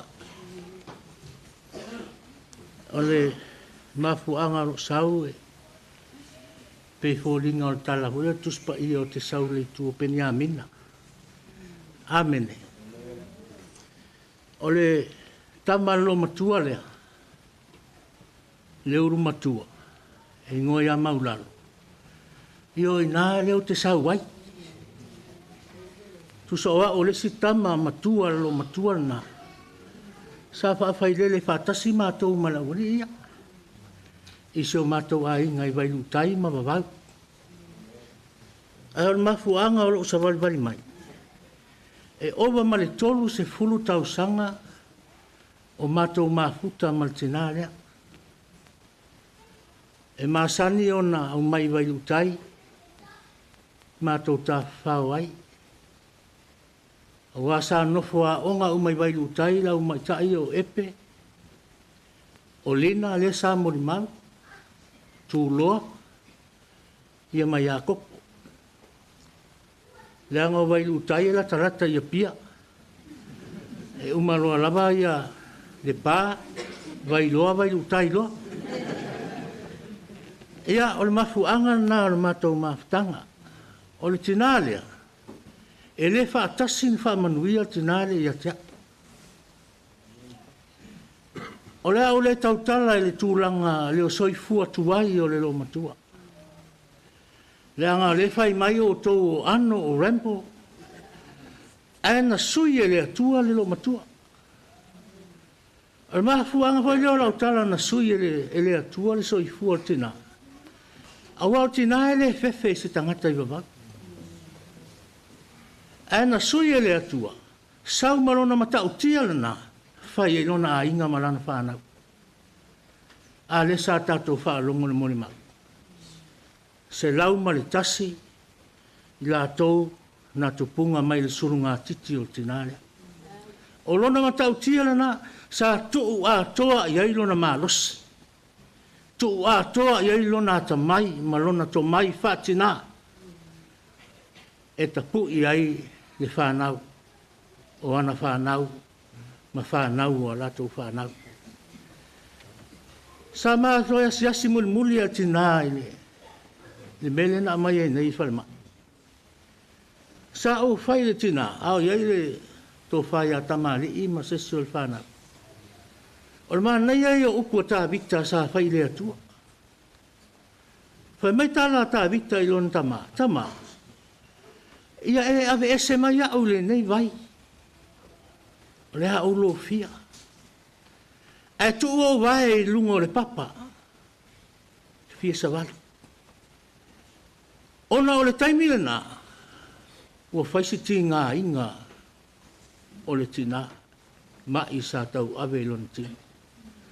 A o ina fo ina o mana tua i le tala i opu. E iai le tua oi o le ola. Ua uma o na tu po ina e le atua. Aso le tangata. O masina. Wa uma ona tupo ina ele atua. Fai mai ele mawhai a sesi ona sopo ia. Lona winga, e pule ele atua, o le ola ma le soifua o tātou, a inga ma uoma e masan. Ola ia i loa i le tua oi o le soifua. O le ale tua oi o le oti. Pauna le mea ele mawhai e tātou ona sui. Ele mawhai e ia rau whai ngā ruenga. E le mawhai se poto po o le tele o ni tātou tamara inga. Le anga whai mai tala whai launga. E le mawhai se tangata o na tā ofi le anganga le taimi a vese. E le mawhai fo i se tangata o na pule lo na ola. Mea na e pule i le atua. A inga na i o uso tamali'i. Rosetta, Mao, Lua, Fonga, Maleta, e me se nei tō whānau. Tātou wola i loa i eile tua oi, e o mai eile oti. A malo losi le a inga o le atua, le a inga o le whātua tua. A whai o le laivi tātou sauni. O mā ua mai e tau anu o, Lua, tau anu i a kopo, o tusa i sa ako, o epe, to e aso, ma le uso la ititi a vai lupe, ma le tua whine i atu loa lo leo. Mo moli atu o lofa anga i ate oto. I oto loto te tele, o te lele ngā ruenga o tātou tina sa whai mo tātou uma. E lena o oi wabau, tina lea sa mātou wola e masulu fo iai vai lutai pe asau. Awa a sau vai lutai, o le a ngelu wale mea. E sa o ele pese ana nai. O nofo o matongi le pese ana nai masu. E tolu aso e sili ele pese al to ina le pese ana nai. Wa manuia le atua le tātou sauninga le nea fiafi. Ono Yesu. Amen e amen.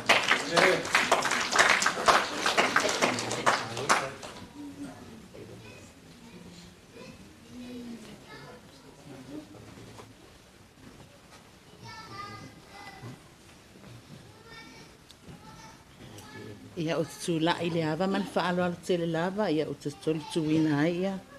Tafwhane au na pa ia le atua, e tainane fo i ole. Pa ia mana mamalo ma whai o na poto o na o moli mauina o soifuanga le tina ia Soloiluma. Ia, ele leile moto le pawa i loa le pongai o loo ingoa. Loo ingoa se kai le musu.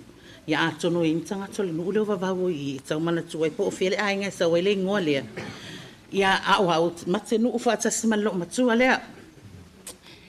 E tula e whaisina tala. Ona o Soloiluma. O Soloiluma o se uo ma whanal matu tina. Na amata mali whainga uol matina. Malina, ma fua mai ma whanau. Al tau sanga lua whe malili, mana mato tu ai sa mua malo tu odua mal whanau e mato malanga mai. Ai wa ufaalongolongo atua ma whana e alma mafutanga a Soloiluma ia masio mato tina, lo mato tina inga sua whai alau tiana. Ia a Soloiluma. O la wola lea sa whai ai lava se iau o ina tuwal mafutanga ina ua wala au lea tua sio mato tina. Sa o iloa le whetau sia e nei lo mato tua ia ma ufe kau ia la whai ngau wo. A wawa kau whai lea i uman kai koa lua. Se vai ane alea fiafi. E ia winga maari o lo matua. Ele me whai ona ngātia fo iai. O te sau mai Samoa. Wawe ese lo fie i whai ngā nua sio matonu e uina lai titi. E ui whana wheitai tangata vaue i nei whai whai mea so. Ia ai ese lo fie whai ngā nua. E mes whai ao o wawa luma matamai tai o le nua. Ele se tala o le masta leo mea E poko kere Soloiluma fisu ia e ngua kangakama. Ma whapalengi whaleongo i no tangata. Ia ai solo matua fo e tau tala sa o la vai le taitai ana alo Soloiluma se tala e whai pe ai se me le fia ai. Ai foi se me le whai atu ai se le whatau ma le finangalo Soloiluma. Ai a whai lau e se ili lo matua e umai whawa umalea wa masa e sa foi ma le lo matua le ita. O winga mahali e o le tina, a o le mawhtanga sio matu tina, ma le tina ia Soloiluma. O se wo mawhanawhana, e ia le mea mahali o te whiwhamtala atu, e sio matu anko. O le tuanga ina fo ia le tina nei. Ia na whaila langa luenga ale nua, tama itai o le nua. Ai la lo matu, no fo le falkomiti ma mui ia sio la kuangangi a. Sau lo le alo la kuangangi le ka ulo ia. Le lau sava le vale mai lo e on matou fale wai mo fa atas. E o mo en matou fale la tulo ia ese o matou anko le fai. Whakane me o le fia lua ka le whainga o kalai. O tō sila fia tala Soloiluma na whaistua ina. Ke le pule maa kalai whai. E pule a maa ue maa waka. Maa ua tala e whai. Ia o se wo maa whana. Na o loa le lenga luenga leia lo matua lea o sa mai Samoa sa i svai taki son. Sa o whainga luenga ai le o staini umi. Pea o mai tau wina o te no whama o mai tau watu le tupu e o alo Soloiluma o whanau. E sen manu e tūlanga whalea awa onga. Pe whalana iai tama i tai leo e pele a. E te lela was whamanu ianga lea tuolo e tonu alo e tutupu wa e ma ola mwhawhailere mai ane tina ia Soloiluma. Ina ua maliu le matutina. Kei mi umalawa e le mawhaina mato watu sa mo mato fo e mai ele i oewa aisio matutina le peia o se matutina. Al sei muli ana mato hoa i le sauwhai mato ainga le whanga. Ma ke akule i ale sa. Ma vai ma o mai ma o whanua noa wa mai lo matua. Ai wo o fia lawan toe ma wal ma noa mate Faiiluga ai te milena sa wai.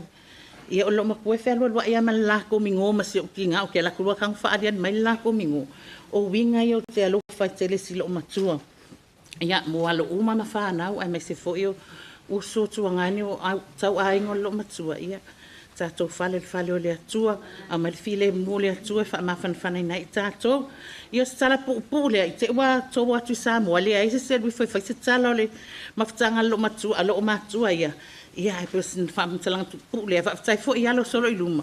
Ia mo le wa ainga leo se o matutina o iai Samoa, whaftai lava lina, ma epe, ma o tō uma. Ia e swafa Yesu, ameni.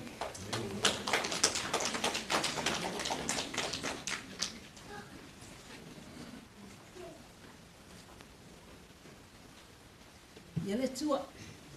La tua ia no tu mai lunga. Sa fa tali se su mai fa pe na le tai moi ma tu ia le fa fi ne. Le la mai el mun mau ia le tu mai. O o le tuanga no tamau tamiti. Ia le tua. Mai vai lu tai. Tamali mai vai lu tai.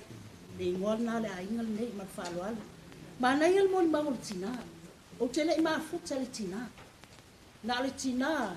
Lea ai ona la tama le na mafuta i o tuangani o mafuta ai. Ele na ngode. Pia le tu. Ai fa fitai le tua. Ese awala le tua, ese awala tamata. Awa e popo wala tamata. Ai mi ale ala le tua. Leo tatu mafuta le afia fine. Ona wala i o le tua. Wala i o le tua o pule ai le tua so fu le ola. Patalo fa atu i taftafa. Ia le tua, suisea, sura iali i ole amtalo tatu linga le fiafi nei. Ai whawhitai i le tua, wa sālilo fo i mamatu e malanga mai le tina i nei tunu. Sālilo lawa i se mawhawhau whapena. Ai peo na uwhai atu awala tangata ilo awala i o le atua. A o lewa abe, whaide bala awa le atua o, abe ina luso i fua mwhawam whamae a ngalwen. Ile lalo langi nei. E wa fu ai mafutanga le navy ia lava le ali. Ne fa fita ia la talo sia. Tele tanga ta ia fa fonga le modi mawo wingal tinale. Ia muli tai ai. Ia muli ai fanga le lei ma mea uma lava sa fa ia tina. Awa ele ngalu e fu tina. Ngalu tina ona auto. Ina ia mai moa wa ka ofi le mele lei. Lana fa ia le tu tinale. Mo o tō mai tātou umalava, i ia le tua. Nila le fiafi le nei, ia tele pese vi ingo le ali. Awane ia te tātou, ia tuina atu lava vi inga i le tua wa a fai, e le atina e ofalfali, e ngalu e fua i lātou e atiai. A fai fo e le leo ina i ofale ai, e mata al fua i lātou e leo ina. Faiula fa pea sau, la utala le fiafi nei, usula le pesele. Mateo mai Yesu ia so umanei la te tai i le ala ualelei so se mea e whaia o te mulia i o te whinaunava o te le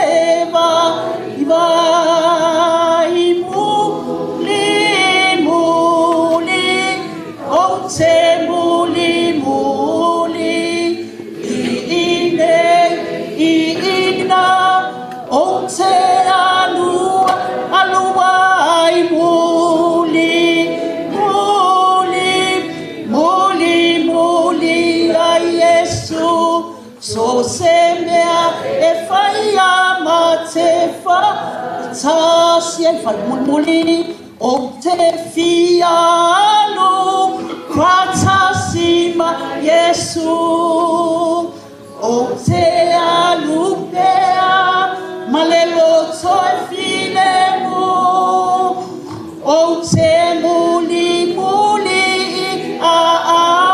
o Yesu male fia male fa ama no muli muli o te muli muli ine ina o te aluai muli muli ya Yesu so semea e fai amate faata sian Manuela Katina Manuela Fia sua faisi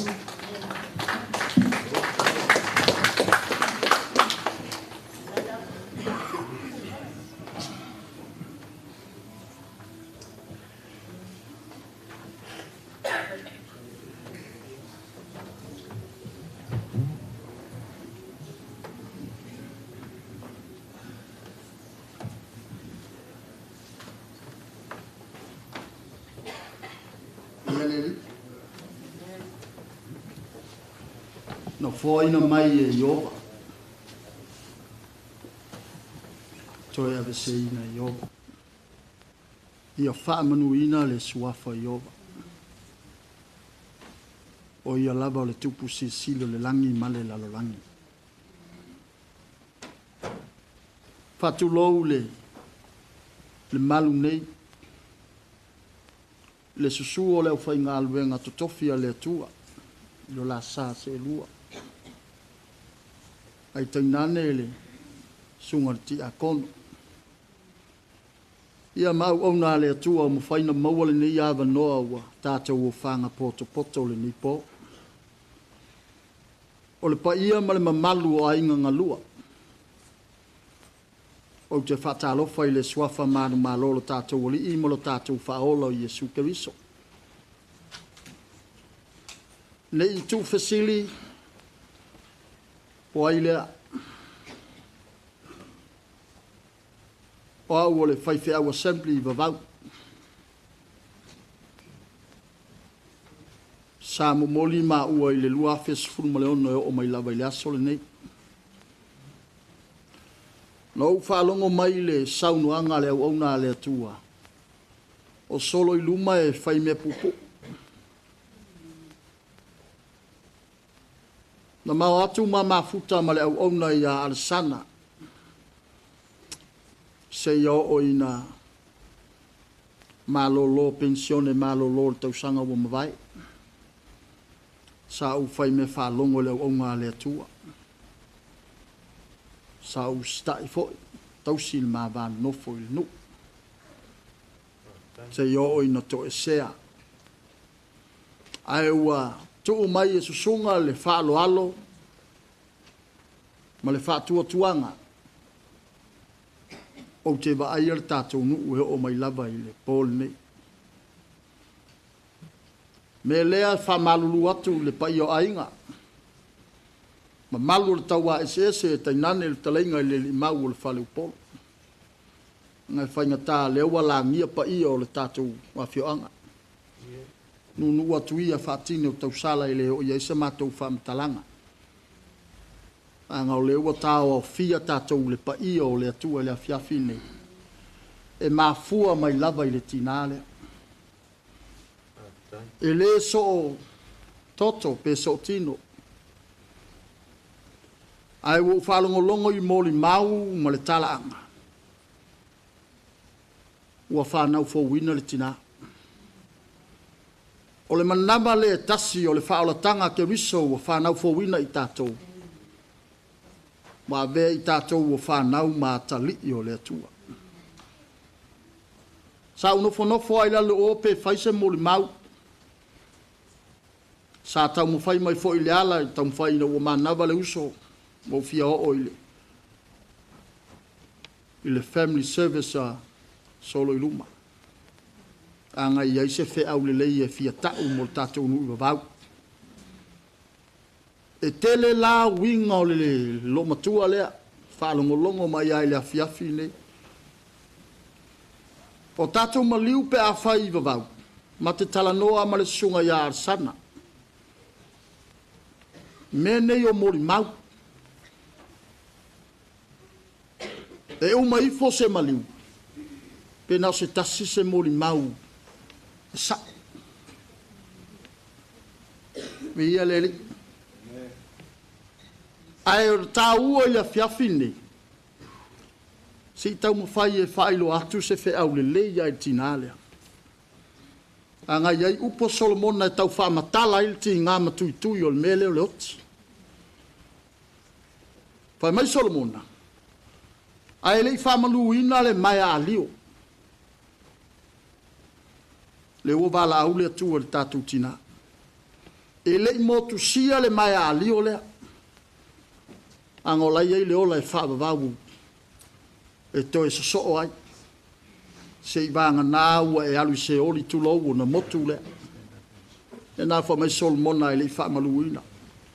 O so onga lungo le ulum mo lo tino atoa. O so onga na o le maftanga o ainga. Ua tae le ipu aulo. Na o fale au tupu e maua ai le ipu lea. Se asea maua. A le ua tātou poto i le afiafine. O le tina lea. O le tausi fai fe au ia. Tausi fe angainga. Fe au le leina mo tātou ainga. Wa mawai atu leo ngā tupulanga. Le ngata ina tausi whea ngainga. Ai tau tua lotu.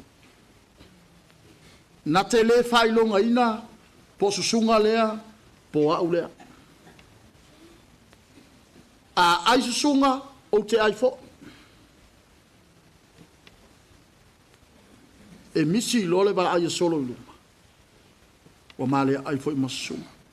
Ai ai foi le teritonunga. O i lātou mātutua ia lo lātou una ia nei a ngā tupulanga. E o i leli. Mo e atia e le lotu. Mo e tautua le lotu. Le o wala au le tua. Wa tae le ipu aulo. Sa tautua lotu. Ngā le fale ale tupu e mawai. Mo anuti le kate. Me le sa whewea i e whawhine Israelu e. Se wale nu. Tau whai asu i lalo. Tina lea sa whai masili anga. Le fionga ia Lelili'o. Wala ngia ai. Uunga pa'whe ai. Wa tole timu. Le wala au pa ia le atua. So tātou tina. I leo se loto i nā po se manatu foi o au au nei. O le fina ngalo tu to tasi o le atua. Leo manuia o tau whanau o le kate lea. Mai lava ia aso sa tau sua se vai. E i lalo tatou vai. Wa mali lie o tau whanau o le kate lea. Le wata. O tau manuia, o tau ai manu au, o tātou iari nei atu nuu, o le kate lea. Sa tau wasuina le ipuwai. Wa ngaule me tāwili, se lau futu le maulolo o vai o Israel. Al mele na te vilia mai le vai. O le malosi o le ngai o le mele. Ma fuaina mau le vai, mai inuai le ainga. Le ngai le nto fua mai o ano. Lona marusianga. Power. Lal mea laina. Na tātou maua ia winga i tinalea. O lona manatu ia lelei o tau. I les tau whawhewhe ma tau whamatau. Ai ongo le meta avili na whao ngā e le atua. A le wa tātou ai manuau. Manuia. Ia a inga ma whanau. O lava le tātou nu. O winga le lei nao le tina lea. Tālo sia ia. Pau se toa e tūlai se toa. Le a fionga ia vai papa. Le sa fai masiri anga. Ia Lelili'o. Wa fai langi le fōlaunga. Amuia tātou. Amuia o tōu. Na ifo mai lava i tinane. O toa. O to tono nuu maa fioanga. Ai meise o le tala le lei a le atua. Na wasi asi i mototua. Na ua maua. Ngase ma whata o tolia, ma whaile tautonga se tulou. Il whaile mai. No wasia le tina. Le lopo whatolu no wasia. O le tala lava lea Soloiluma. Ia lua manuia le ngaluenga. Ia lua loto mau lalo le whaingo le ngaluenga. O le whamanuianga lea le loma tua wasapi ai. Mau ai le loto tele o babau. E le whaingo fie. E le whaingo fie babau. Ai aunga opu e tu ngutu mai o tātou mātua. Mafua ina maua le marusianga. Peo no whai atu. Wa ngau le me tabi. Le ngata ia te o tau a inga. A we whai mai. We whai atu. Se o lava. I au auna whauina le atua. Whaftai tele lava i neitina. Se o ina malanga mai nei. Msalo pe tolu wa yaso malanga mai ai Soloiluma. Ai o malanga mai loa. Ia morsila fia uma tātou i vavau. O le ala la malanga se matou farsa sempre. Ia i loa lao le matou farsa la le la. Na manatu au tātou nu o wāna u Samoa. E ia tātou nunga o te whaia le maliu o tinane. Peita. O leo ngatas. Ma fuafuanga pe o na iai nei atu. Le ala nao tau mwhai mai nei e fiafi wha marulu atu i lo sunga au aunga le atua. O wha o le taimi anga e tatau lava na whai sa o mōli manu. Anga au leva ai le tātou nu. Le ola whalea nganga e mati e. E fia i le li. Na alo na matua e ba aia lava Soloiluma le falsa. E se mai lava isi ngau ngatu pulanga la ite le tai. O lai kau mawhai ai koso le loko. Tau sia ia so ai tātou le whanau. I se o tātou tina. Iai tātou nunga nei pō. Whalaba ia le atua se mātou leo. Ta wai ne aanga le leile atua i lo sunga. Whawhiangainga ia maua le whaunga le atua. A wāto e sauninga o se o tātou tina. Ta meise pa ia la whainga luenga so saunei o na vaenga ese. Meise o pa ia o ainga ngalua. Ia maua pea le lo tele mwhamafan whanaina. A whai e tangi, sala i le tangi. A whai e whaanoa noa, sala i le whaanoa noa. Tātou whaanoa noa uma, aisea. Leo o wha ia le poutu o le tātou ainga. I le te ba aia i o tātou mata. Ai tātou te iloa o na winga. Maana ngālu e ngarele. Pa manuia tele le tua le neia fiafi. Pa ia o le tātou ainga wasa sao le neia fiafi. O moli lo tau soifua las fau ata a mai se le wha moe moe le aso. E tu waa tu wai le sao se o tātou tina. O se o tātou watunu pele o Samoa. Pa manuia le tua le nei po o le suafa o Yesu. Amen.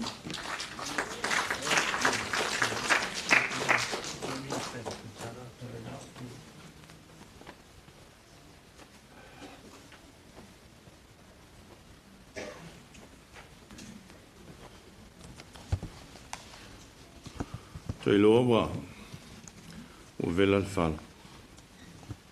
Ma tau fie ni moli mau tasile toi. Ia. Le lopo e mangis. O le tāua lea le aputuputi o le tātou teimi o na le mai alvaenga o le tātou sami. Ia ai Te lo te wala utia lo le ta lo le. Se wala utia lo le ta. Amai na so le mali tatu pese. Se vai e foi. Ia na fa wa we le o tatu po kala. E pe ona ye ne fiafi malo fa lo al.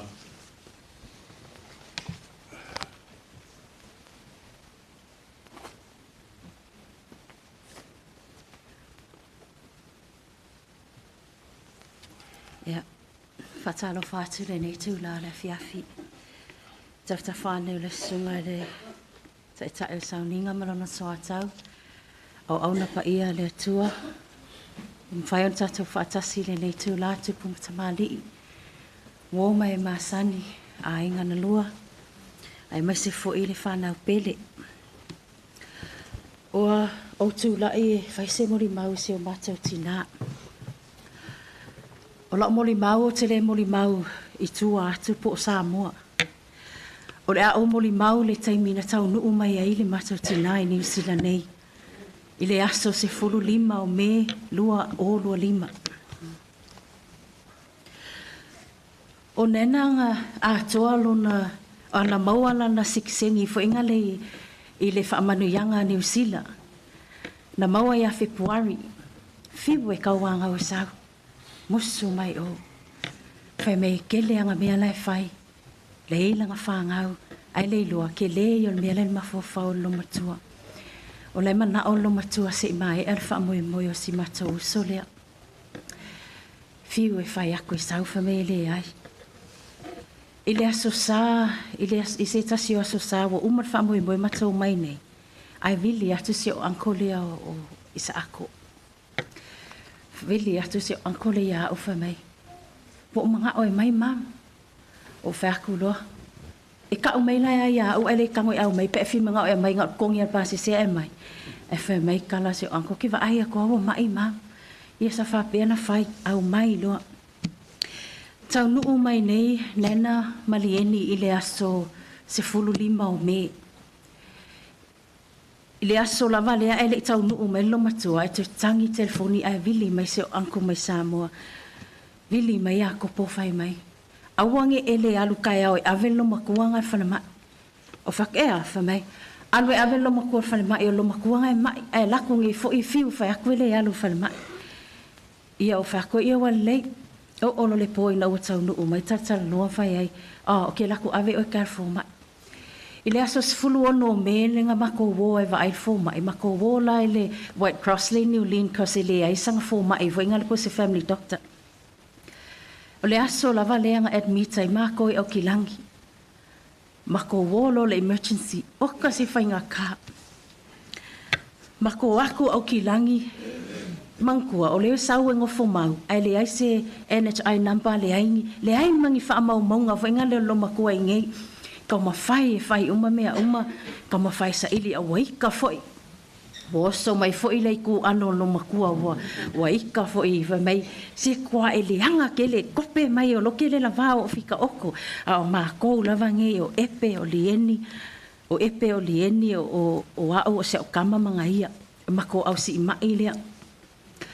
Mako wo ala ia lea ka mawhai maua moenga, maua le poku, ave lunga le poku. Le aso wharaili, asko nga e o sasonga fua, au a makang whaianga siaki, fo inga le whai scan, ma whai ia. Ai o le aso lua, le si vai aso, ai laku fo mai whai mai. Whai le kala ia lieni ma epe. I le unga le scan lo makua. Whika ngisi aku epe ma lieni a kia au whai mai, ma kere ka ua lo makua se e sau. O walu ese menga luenga, walu whale mai lo makua, ke laku ale fia, mangkua le iloa lo makua. O ke minga ia o ko aku lo loko le ali ko mai e fai se kai mi vai ngale lo makua ma au ia fa loko kele mai o ke mina ka o lo makua o nga o fai mai fo mai o cancel mako kinga inga o ka o aku lo makua le po o ka se le leo a vai ngale lo makua o inga fai aku kele ka kongu nga me o cancel ia lai ai manga o ke ia Ronnie ma lasi brace wa vave ala ka oso fa kusaka u kere kare kongu ai inga akala ia fai mako kala mali O le si vai aso, ko e sau foi le unga le scan, o worse aku le situation na lo makua. Skusa aka ume fo mai kala fa lo makua, e sema se keimi fo inga le ka uai, unga kake popole fo inga le nga ma ko, masi mako anko masi onko olua, ia mga yo ansi se o aku, mga yo anko se aku asia. Inga ua ka aku lo makua ua, fai mako fongo mar fale mai e fai mai, wole koe au ngas ko ngafiki lo makua. Lai make ai ma le whangau anti makangi. O fo'i mai ka'u aku lo makua nga umanga ka'u aku lo makua kalanga whai mei o iofia moi. Ka okoro i lalo moi. Moi lo makua ai pe wa makang whaaso e sa mai fo inga le ia mako fia Samoa. Ave o Samoa. Ai avaku le ai whai aku whale mai ele ma whainga ave. Ke aloi kua o ngai le manga o lo makua e whai konga whikinga whale mai e whi manga o lo makua e o la o le ale umbinga mai le li i le keiminga ka umai e wa mai makinga o kasa o le fia nga o complain nga o whai kio whai nga le a o walu al whale mai mo whai kio le li why her e whai mai le kalia le li inga mai a you should be thankful and be grateful. Valus fu fiku kau sanga ngo vaku ko kinga ko ki mafukai. Anga ko si. Nga ko kasi ko kinga. Kau ko fia wa lava mafukang. O le iva sfuru iva pasengi lo langa lo makua le o Samoa. O le kasi pasengi le nga sawa ingi le nga mako mafukai. Ai o se mafukanga makua fa inga ka. E whai mai an le musumusunga i kia. Nga sau ko ki ngā whako whamai a oko. Nga sau ko ki ngā e oki mai ngi a oko. Ki ngā anga mai wa kofu mama ko malingua. Ai lengi ngoa le lei. O ingoa whaale le lei. Wha ingoa o mai mako lo makua. Ai mai se alasi mako ankolo wa alu Samoa. E whai mako a mako aku kongu poku. Ai mai lo wakalaku wha mai sau ka o mai le mea. O le whai kala, o lesi ka lengi ngā mako nena. O le mako a whai kala. A wha makalangi a kakala. E pupula mai maka sau whesiri sau le kala. Ai a oe ngai kai a oe. E ke whiu e ke whai a koe mo ingi leia le kaukala. Inga ua... Mako woi kua wale skonga whiki whai ai, e lefi mga o whainga ia whaingi treatment, whamainga ia, wale la vailanga kingo, ka kui whale mai se tulou. Mako wole whale, ngofu wale whale, mako wa aia kua, ua worsi fo ale, ua whaakekele inga ale mai alo makua. Mako ngofu wala ia le whale, kau mawhai su e se awala ave Samoa, e le mawhainga ave. Nanga lo makua, rei ko ke whaingoa ia ano. A ole lo makua, ole makua pala aia. E pala ai konga whikinga, e pala ai whain konga whikinga, foi gata. A whai ako e whailea mea se, kei mingi mako e fo, le se i whailala ukala kei mako e whalma. A o mainga kenge fo mai, e o mainga kenge ders foi gata, e whalisi yaki le koko, kale o mai anga kenge, mama, Papenga, e loa le kenge fo mai, e le fia lo makua, e le fi nga lo makua, ia koe o loa mai, we'll come back. Fak ia o mai ai, o le fia lo makua. E fefefe, wa fefefe nge kenge fo mai.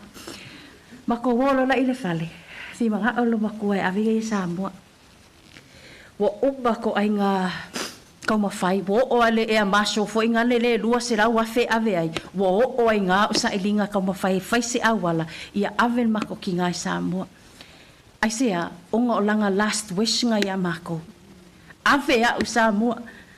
Asonga fua, o ka ua la sorua kolo i ungi. Wa unga fo wa fesiri so o mailo ki nga ia o pole hale kala o ia alu Samoa. Ke minga, wa ki nga inga, wa maku wa ki nga inga, maku ki nga. Wa pēla o mawhawhau, se i ka o iai. Lenga o whai o ankos mo atis, lela wale ka o lo makua. Kusa peia o whaingale o se wha makala upu, whaingale pe se so o upu, whaingale lo makua. O walu lo o whai, e ila o kala whiwhaki a oi, alai mo ingi alai ma se pula. O whai aku, loa maua mere kala fo mai. E le ma whainga e alu Samoa, because e le ma whainga e sa whai lunga wa alele, i le whai le lima i kula. oso mai koe la oso mai ngali lo kaulu se kulo fa mai e mawhainga o sao whai e mawhai ke lea o sao whai o whaku e le mawhainga e sao whai o le si me e ke li li alo kingo ko sa le mea whaunga lo makua a sao whai e li li a mga akaunga kai fusi nga ia ia o whaku whawhenga e whimga o ke alu sa mor wa alele a take off le wa alele e uu fo inga le e o ke me lenda e uu lo inga e pēlo whaku lunga wa alele ai whamerikani an makinga ala ua o alu sa mor asonga fua o ka ua lo kinga e le mawhainga alu sa mor ai aso lua lo ki whainga luenga ai wili aku kengi fōma i whai mai alu whale wa ilo ki ngā ai sea whai mai ngā mako aku wa ilo ki ngā wa le wa ai longa koe aku se aso po se lua aso whaalongo aku wa wika wa inga le wa o ki ngā loko fōma ai o whai aku fōma ai ku lo o oe se aku ke le pule le ola mo ki ngā ai whai mai alu whale alu lo ki ngā o whak se i o maa ngawa e whai mai alu ke mingei ku wala unga luenga piki se o kama mao loi o. E fiafi a lea nga umma e le ola makinga. Umma fi le mu, le hai ma se upu le hai ma se kala. Le hai ma se kala e whai mai a mako. A keimi uma makfesili ai pe ese me mga awai pe uma lia longa loko kausinga o ia. Sila fia le li ile fia makinga. Au langa kala le ia mako. Pule afinga le li ia ave au Samoa. O le mea leo ke whaamalu lua kuai a ingo al makinga. Ke whaamalu lua ki a oko. A whaifu o le asko sila mai. O ave le mako kinga i Samoa e kofinga ngaro malili. Whakaungo o pēne mea nga mga o al mako kinga. Saungia le li ise awala. E ho o al mako kinga i Samoa. A leo ave. Ele whapeo wa kako karikongo i ka ngaka o Malili'o ka ngaka o while ai. It's her last wish is to take her home. Leo la ave Samoa. Ke whawhekai aku foi. Ia ke o kou umalawa e nga whaaleo aku foi e si mako anti. O lina whawhekai a o kou kupe mea ai. Le hasinga al mako ki ngā whale mai ho o mai kua le whale ko ki le i whaavai. Whawhekai a o kou iso se mea. O mako a inga si mako nena. A inga o koe inga. Le nu upele ia wawau whawhekai ko wanga lei whawhekai ko kasi makua. O kei roa lei masi si o kou le i whai alo makua lea kala. Ai o lea lofa i kongu lo makua lea. O le makua pele alo makua lea. Langa ngau whesili mako ki ngā whale mai. O le golden rule lea kako nena. Sanga e koe ngofo se kama le ngungei. O le golden rule lea kako great grandma. Sanga koe ngofo se kama le ngungei. Alenga e koe ngofo kama le ngungei. O whai aku lau kana whale mai. Nga whai lau bol kako ngua e whai mei le ai. Sanga koe ngofo se kako ngu. Alewa aka ngale aka. O lo makua lea. Ese kala kama. Lau kala sao are whakia oko. E fia whai kala o kangaka. Ai li manga o e whai me kangaka kala o langa whangau. Ma ko ma fukanga ke le lopo a pae lo makua le ia ma ko whangau mauralo. Au whangau uma ka mai ki lalo i fo. Ua umanga pae e lima lo makua lea. Mea fo inga ka ke whima ngā o e awen mako ki ngā i Samoa. Ke alofa inga i okei. O cousins i Samoa. Kausi lo makua lea whawhanga. Whaikanga mea. So o se mea. Kausi lo makua lea. Ale ala ake hui ngehi. Mea ngau ke whai ako o ke le selfish. Mo ke le mangaku whaapiko. Ale mea ngā la awe kako ki ngā i Samoa. Whaamalia inga o makako. E swafa Yesu a Yesu si mea ngau mawhawhau re sa mure mau whaia. O whapef ko a whaisaka kala i Samoa. Ia au e folo kako e folo a le whakongunga mai boss. Langal mako boss la alu Samoa. Alinga au mai langa whakongunga. Ia o kulunga e whaisa muli mau. Ili keiminga mai e loma kua ngei. Ia o kei roa iai fo ingisi o mako e le o Samoa. Ai o ke whawhekai aku a e si o anti. Tilei? Whawhekai a o e lo kasi makua ia nena. So se keimi a sao e nena i e leke kei alu se si o mako. Se ilonga wai kai lo ko orua ko a sao mako whare. Ai ngofa lo makua ia ke oi. E leke kei kau e sea lo makua oi. Yo ofo keimi nga mai ai.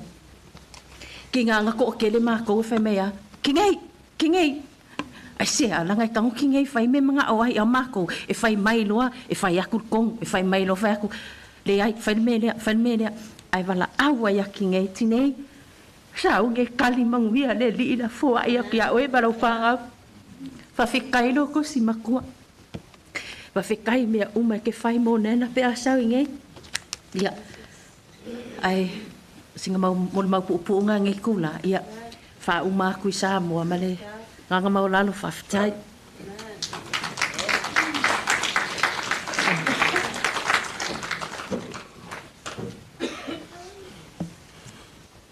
Ia whai foi o salale umi, salale salam, o tau, o no le whanau leo, o le matua leo tina leo. Te mai tai po le mātou tua whine swawhai a maulalo. O le whanau foi leo. Matau tian me no o le whanau le vai atu a le, pau o le fiafi ma le pai o le saungi. O le whanau le maliu la tamau lai laiti. So atu ma le lātou tina. E le whai ngofi. Ki ngā lea, loa. Le o kou whaafonga, ka kou whanangolo. Le mori mau le. O le granddaughter, piko makua le o le. O le tina le. Mai makau kia me whaia le kua le whanau. E ui e le o koe ingeri le. Lo la kou ki ngā vai aku, lo la kou kama. Whionga ya, kamari. Au whai la kou masuli o koe mawawi lea. Koe la vea e mai lea son. Ea. Loko kele o kou whaka. Ma tatone fo. Ia fo ia i lea tualvinga. Wane i sa istas. Mori mau. Tau whaafonga mo tātou whanangolo. E pule ale tu. Le o le mene. Ia e o te walau atu le. O te mawhau whau e. Lau teita ina i tātou seta. So le male pe so le male o le atu. Ai se u tātou te tātou. Au mātou whalo longo male fifi le mu le nei fiafi. Le teita inga mana lo nganga pa ia. Ai meise lo whamatala le me lilo i. Le winga o le o mai o le tui o le oti. E ai meise o le tunga mau malo na malu si anga. Sa tān mai ai le tangata talu le a ona o le angasala. Ai peitai o lo mātu iai le wha moe moe māwalu.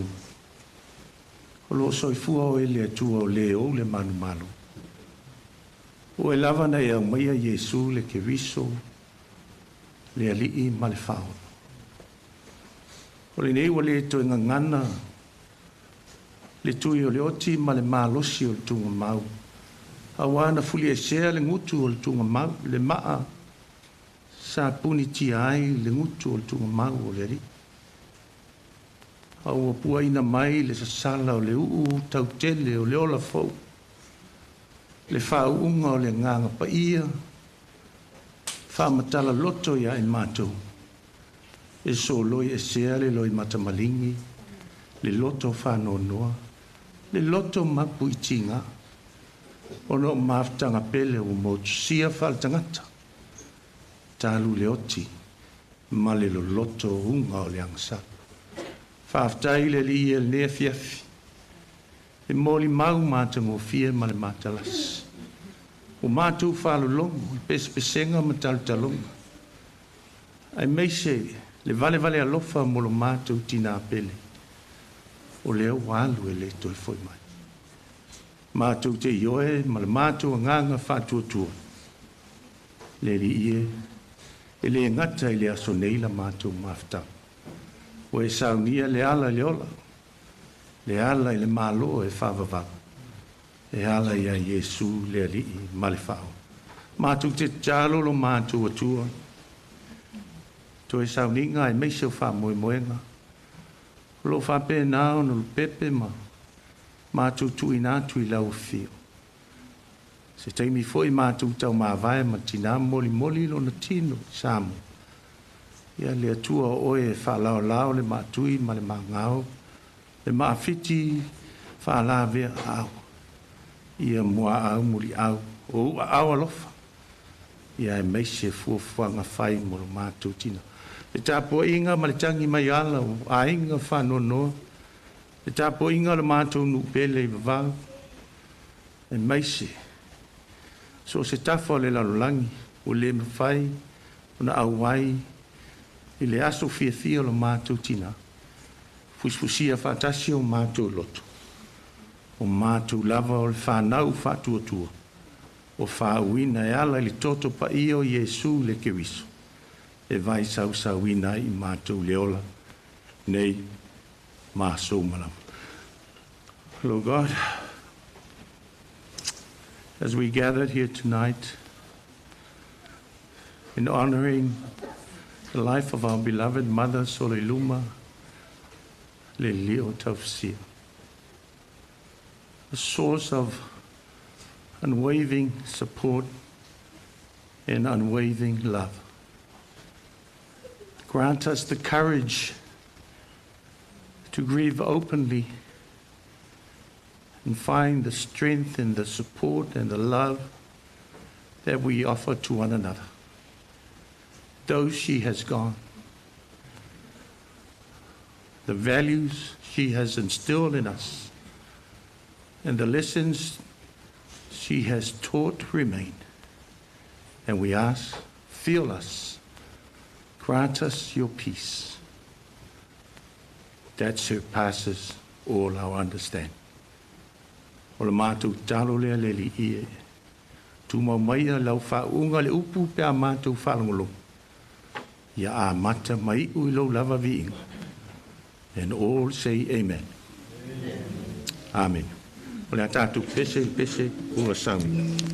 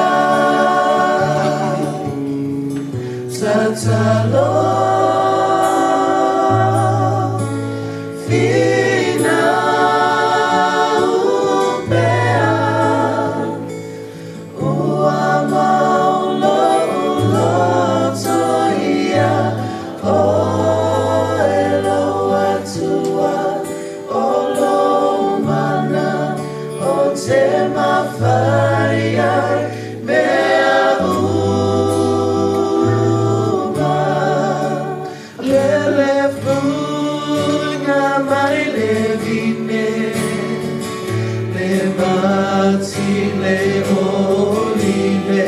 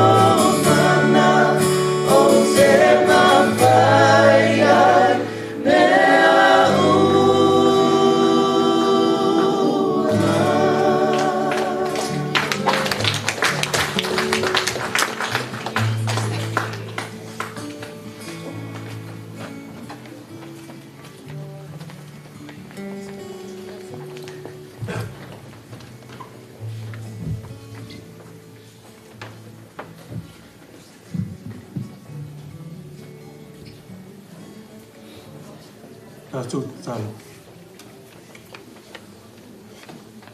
Anganga pa ia whiu mai. I whai oe ma mātou tō manga e mō e mātou while mō me whiasi.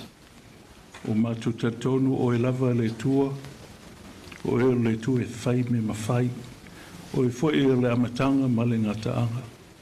Father, we come to you this evening. Father, we totally need you. We need you to bring comfort. We need you to bring your word. May your word not return back empty, because you are a God that loves us. In Jesus' name, amen. O le launga le swafa o le tama le alo ma le ngang pa ia. These three things are really important. They're really important. The Father, o le tua lea, e iai le pola inga, ma le au ngao le tua, ai meisel tautou wola e whaavavau. O le alo, Jesus, e tasi ale wala I luma le tua. There's no other way. E lingi kusi po ngi pel wheka, ngau Yesu e ko kasi. Only Jesus alone can save you. E kela o kaimika ke ngofun whaupopo mai lea mea ma lea mea. Ala e mangingo mai ale fionga pa ia a le tua. A wāua whapea lava o nā lofa mai le tua. I le lalolangi. Ua ia au mai eilo nā tali I e tō tasi. Ina ia le whano se tasi. E whātua tua ia te ia. Ai ia e maua e ia. Le ola e whaavavau. There's only one way to heaven. And that's through Jesus Christ. There's so many things that are happening to us today. O foi kongo auma. E kelenga lako mga e whaupopo le mea, ma le mea. Ala e mangingo mai ale fionga pa ia le kua. Nā Yesu e tō tasi. So I want to challenge us as a family. O tatonu le mātou tina. There's something special about that generation. No vai atu le I le ata I lunga o le upenga te whailangi, le internet. Lai poe mai ai le ata o luma tu e whanmai. Lai nofo I lunga moenga. You know what she was doing? She was praying. She was praying. Now, a lot of us may think, oh, yeah, everybody prays. But ke longo whianga ka le mafuka le kua. Wai fua mai longo langa.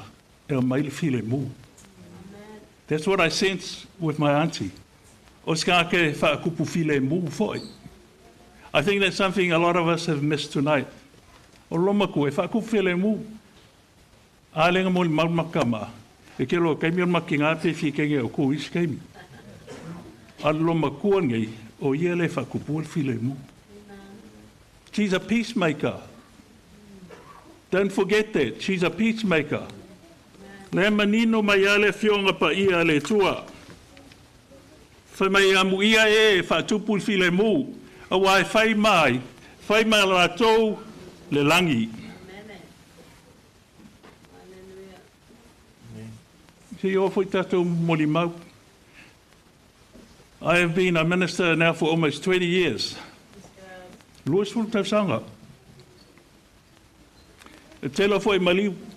Tele moli mau. E o mai. Le nsau noa se tasi o whawhengainga. E telo isi moli mau ele tatoruinga. Ale me taun tatu mantua.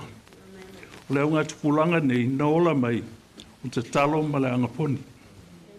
I remember my grandmother. That's what she did. Yes, whaleile uma. E te talo ma angaponi. My challenge for us, o le lato unga tupulanga nei, au tato, o le tato unga luenga, ia ave le tala lei. Ia whai o tō mau auna. E le whapela e o te whautu te sau te whaiwhi au. Ia ave lo wola mo le tua. Give your life for the Lord.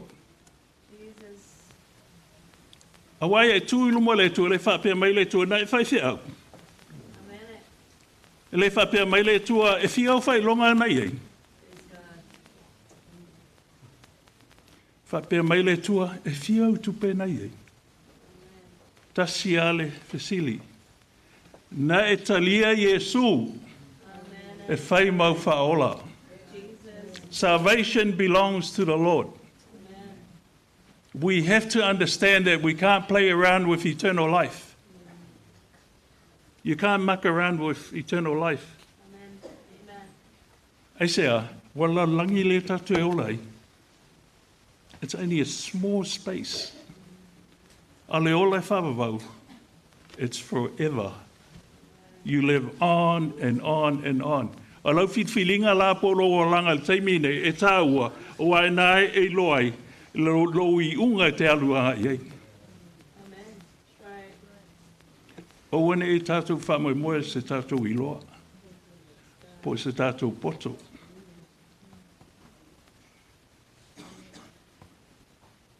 O au leta mai o le tua. Na o ia na te whao uina le tangata. E whalonga I steimi, e tū I lunga. Sau e la unga, and you hear nothing. Why? Because the anointing has to be on that person. O le whaunga le tua, e le whai so malosi. Le whai so I loa. E whai le mamalu o le tua. God is the one that saves us. I thank God I am here to be able to share on behalf of my auntie's funeral.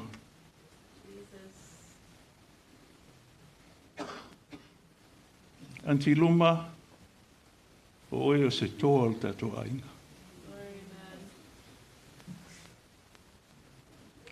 Se o uma uso mo tuangane, e nofo o tato ainga. O oe o le toa o tato ainga. May God continue to challenge us. May God give us understanding. Ia fua mai a tātou o langa tautua e muli mai me le lei e whai le tua mo oi maa. But you know the only way you can do that. E tasi ale wale whai ai o le loto maulalo. We got to be humble. It's got to be done in humility. That's why when I'm standing here, I don't want to sound like I know it or I don't. O te mosu e whape mai, o amu ia, amama, that is not the reason. O le mafua anga leo tātou ai nei, manuia le tua, o no lātou talsanga. O tātou tua a. They loved us enough to pray for us. They loved us enough to speak the truth. That's why I started off. O wana I whaalonga whapeo perfeta po le tusi, e tasia le tusi te whaalonga iei, no le fionga pa ia le tua. There's only one answer.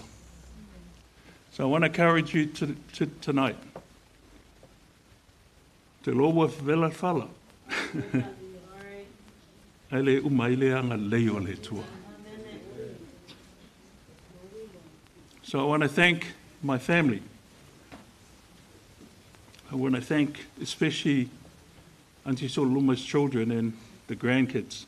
Thank you for being a good witness. Thank you for being a blessing. But Mao, I always seen you as somebody that I love and I respect. May God continue to use you and your family and what God's doing to you. Tui, it's good to see you here. O le mea iei le file mo le tua, iei fo i le whaalawhani. But we have to fight for it. We have to fight for unity. O wane a vea tātou o langa mo langai e whaafōlinga. A leo moni le ole taun tātou o lai. E mon mui mai fua le anga leo le ngango le tua. I think I'm finished. Ia maulunga vi inga o le tua ne fiasi. I tumau pelo na vi inga, wa o ia lava e ofu i vi inga o malava. E lei se mea mwhain tātou whaia. Ele lava se tātou tautue, e whaatusa le anga lei, ma le lofa fua le tua, ua mai eilo nā tali e tō tasi. I e mau e oe mau, le ola e whaavavau. I le suafo Yesu. Amen.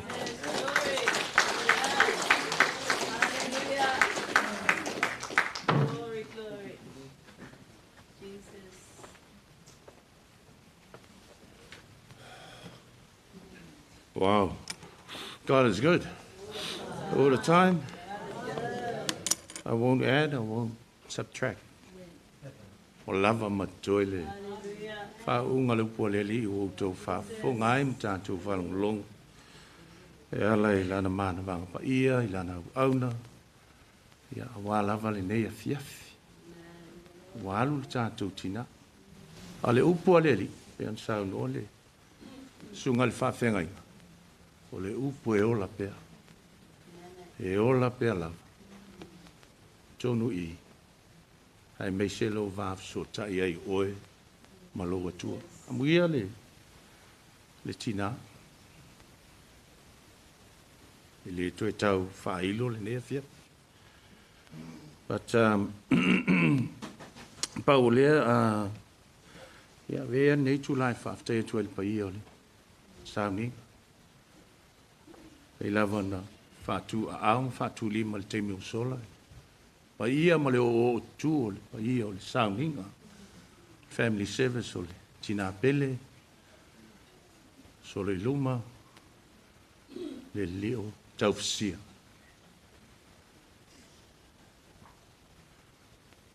I just want to, on behalf of our Reverend Minister, Reverend Peter, myself as officiating ministers for the family service tonight, and also of our families, both families. Want to thank you all for coming tonight to show your love and support. Your presence here is a testament to how much our beloved mother was loved and how greatly she will be missed. We are incredibly grateful to each of you for being here, for your kind words, and for the comfort you have provided during this challenging time. God bless you. If I'm really a tuale, ile pa ia o le nei sauninga, te tātonu ma walunga le viinga o le atua, pa pe on tātou a matamea I le atua. Ia toi fo ia I le atua. Lea. O le mana vaola na fo ina fua mai e le atua mo le tangata. O mea uma fo ia fai mana. E a mata matoi I le viinga o le silisili ese o le na faia I tātou. E leo le tangata.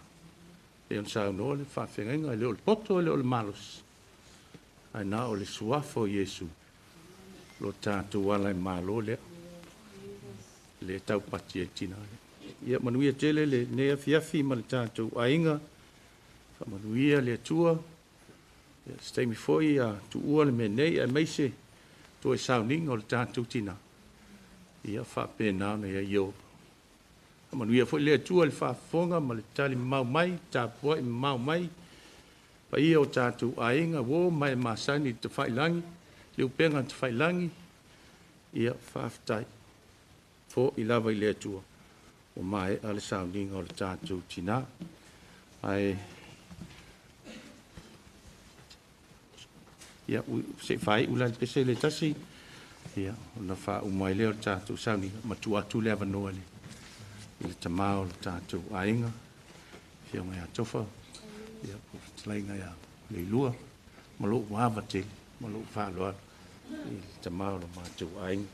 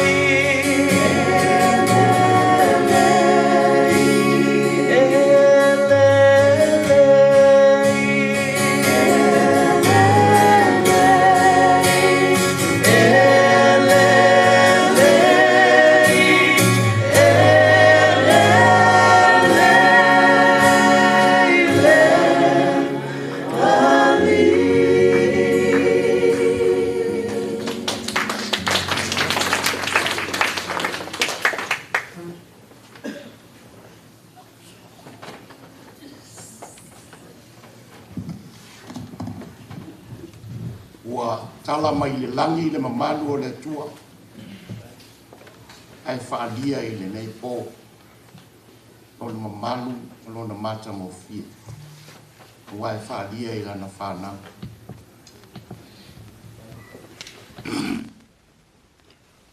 Ua tūlafonga nei le manu sa i le mafua. A ua tutai tanga le sao le ala tau.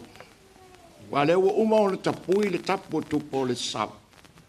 Ma mamodi la au i funga. A wā le nei pō ma le tātou mafutanga. O lea ua utau whaafonga. Le mana wanga pa ia. Mai le sungai taita. Whapea fo i ona soa. Manatu o lea ua. Ta oto i langa tonu le nei pō. Ua malama au ngalu fo. Le whaafonga anga ma ua whaafonga maua le tapu inga. I le upu. Ma i le fionga le atua. Manatu ia ole a. Ua nofu fale ia satu ia ma. Le fe au ta ua o le nei a fiafi. Ia e mai se whanau whaavau vau. Ia o le tina ia Soloiluma.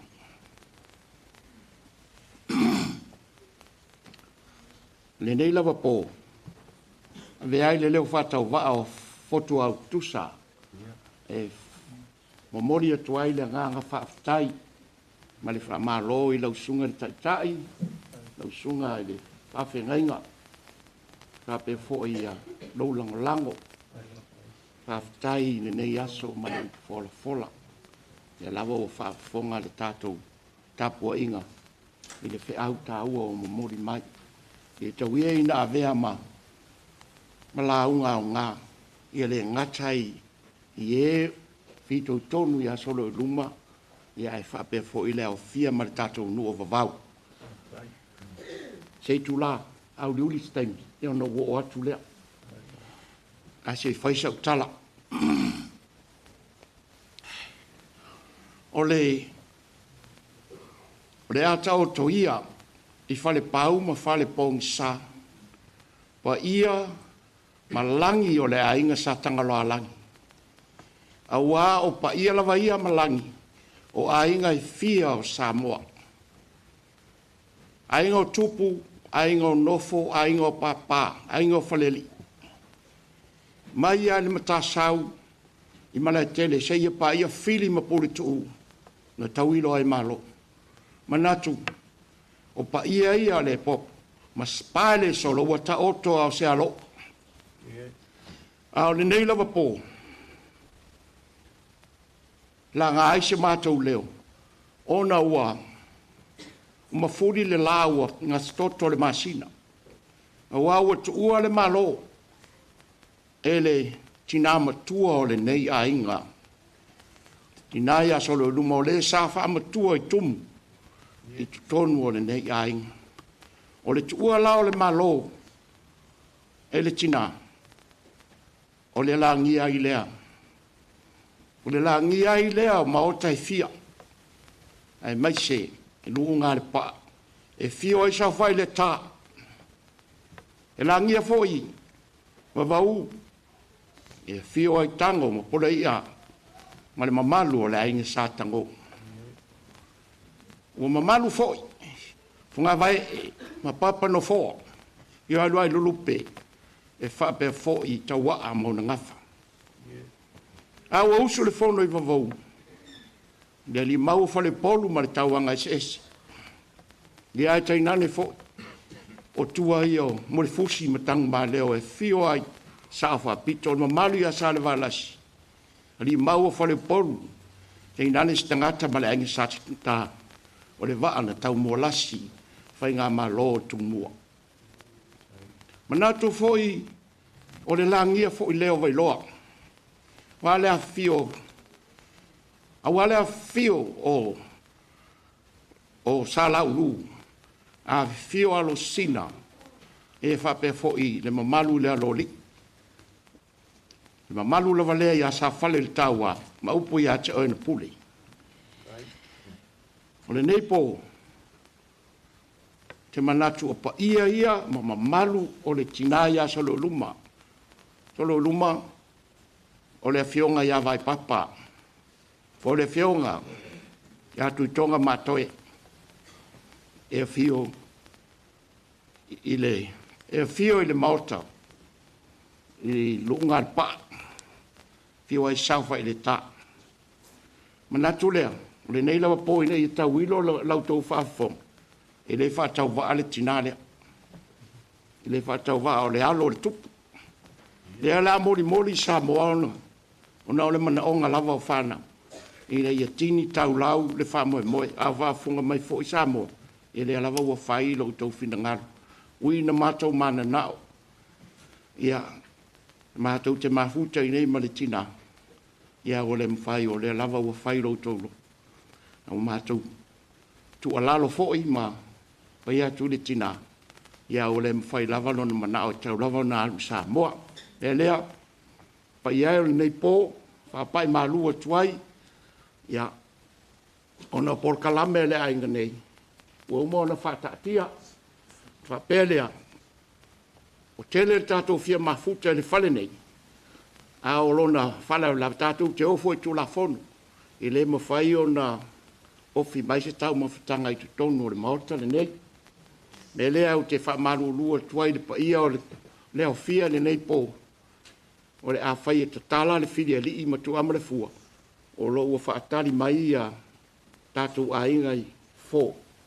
Ia o le atu li mātua ira lau tau tau mawhitanga. Ia o le i. O le i whao maina sa utala. Ia e le mwhaiona tu ila lo le nei pō. Le angai peo no whai atu o le tinalea. Tinalea. O le a whionga ia lai papa. Ia po le fionga fo ia tu tonga matoe Soloiluma. Ia oia. Ia. A pero sa matou tala. Taua ina fai taua ne ai lau sunga le tai ro sao ninga. Ia. Nau se mea alofa fa tau waa leo sao nia. I le whanau ma inga lua. Ia wale nei pōma le tātou matanga. Ia. Sunga pira. Ia. Lau tu tusi leo wha wat wha taitele mo le launga le nei pō.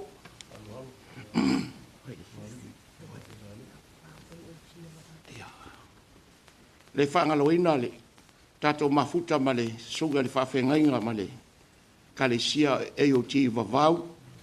Ia, me lea lau sunga pasta vesi te vanga. Ia, o le tu tusi lea mo lau sunga whawhetai lava mo le whatasmai. Whawhetai mo le mau. Mātango fia lau mo le mau nei pō, e whaafonga e tātou nuu i wavau, ia whao atu te tusi le whamuni mole. Ia, me te akono ia whatui, ia, le fōu whao atu lau te tusi le.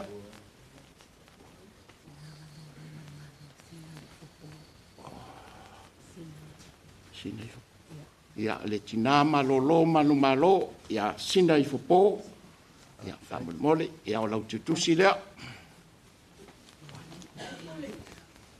mali o le fai lau sunga i wale ta mali ia ile whangaloina whawhitai mole mau matango fie lea o whao atu le tutusi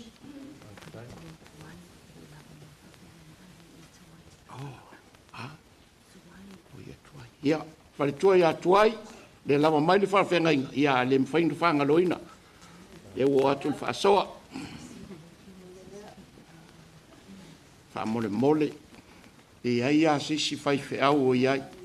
Ina ne i pa ui le nei a inga whaamole mole.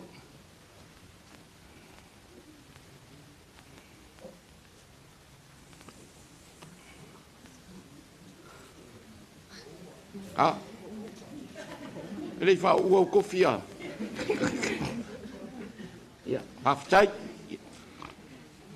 Ia, pa ia o tātou au fia, sunga leo whainga ruenga, mātou te whamaruru atu. O tūla whono lava o le whale nei o makuai. Ai, a whinga lo mali li, ia, tala atua au, o le rau sao nia tātou tau mawhitanga i whafu. Nā, tu whamali e tūla. Ai whiau so soani a ka rene ma le whale tua i a nina. Ia, leo wha o atu le tautusi lea.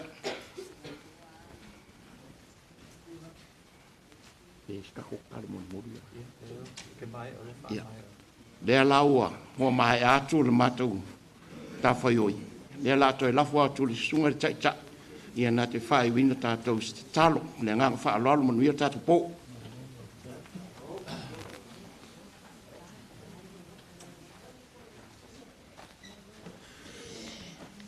Whaftai te leantu i lau whitalainga whotua tusa. E ngai fwoi awhi pe o ngai whikalai wha Faiiloai. Ia ai meise fwoi ia lea lava waiu manguia i o whaiva malo, whaiva whawhaleu polu. Ia lea lava po sila mau, sila miol pa ia o le saunginga.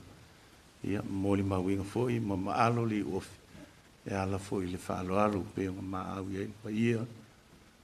Le saunginga e meise la au whainga luenga lea kua. Pau lea, ia e le alofa mai lea kua. Ka mau ainga ko i sea, loko kau kua malo mo lea kua mo long finga. E ui ia ka kukinga.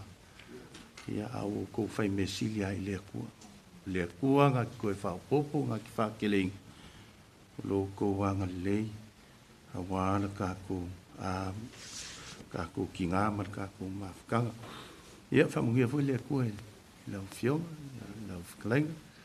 Ia mai se fwoi pe a sausi kaimi ka ko ka mawai Faiiloai samu.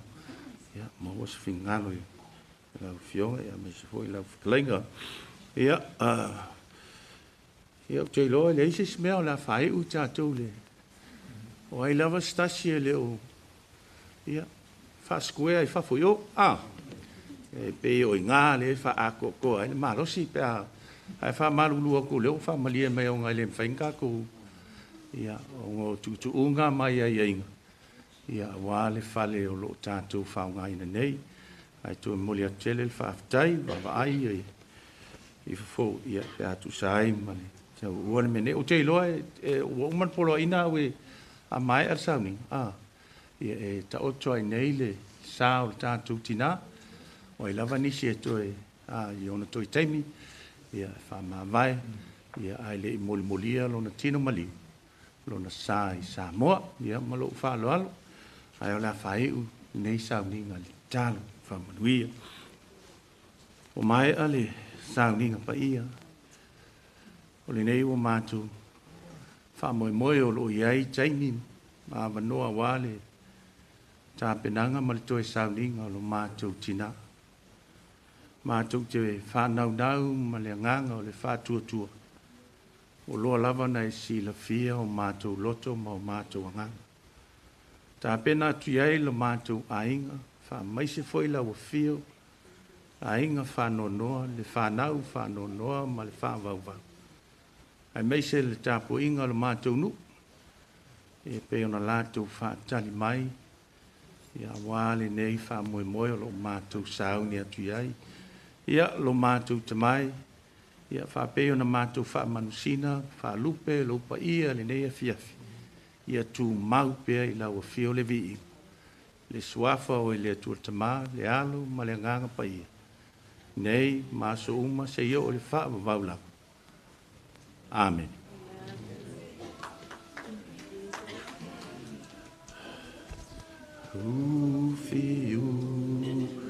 Filo wanga, anga sa, e ufio, ufima, o teno, fofilemu, fata, sima Yesu, anga sa, e ufio.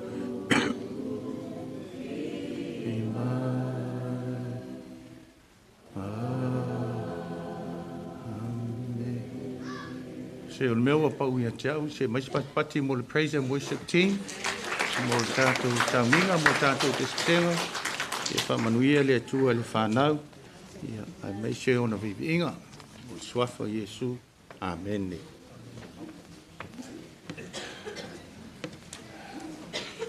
Ai nama ina whiama, o papa, e le tua mo ina lo, o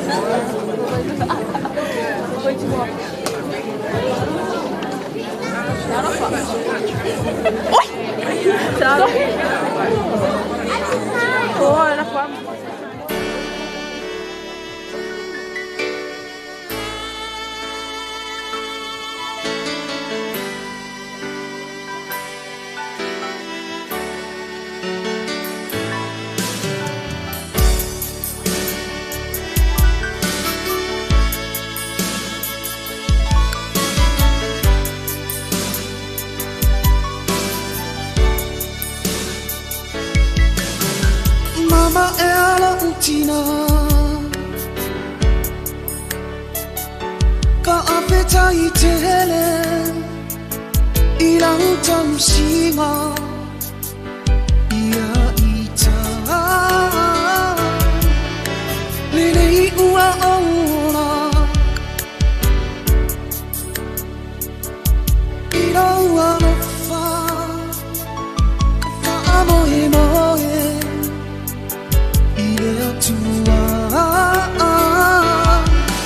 Mama ea lo utina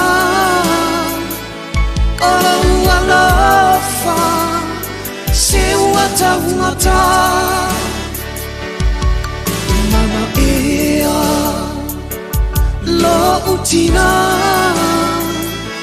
Ora ua lofa E mawhana wha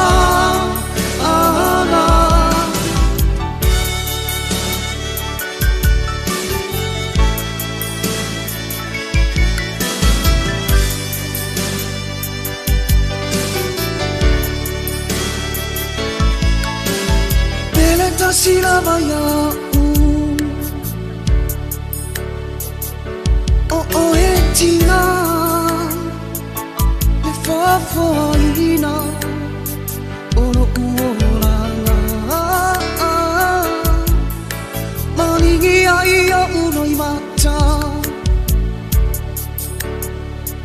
ele ai o se tawi te tawi atuai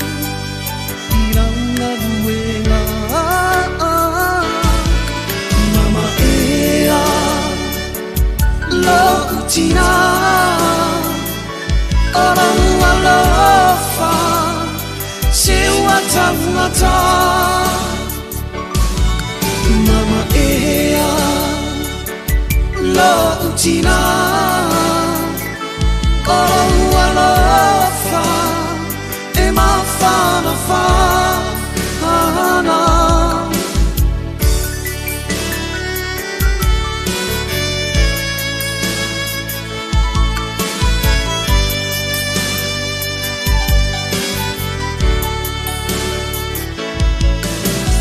Iva mau sino tau ave Tau ave ai au Ilo hau manawa Seua mama fa Langona ila unei loto I se tina O fai masasa I se ainga Mama ea Lo utina Aloha lofa Se wata Mama ea Lo utina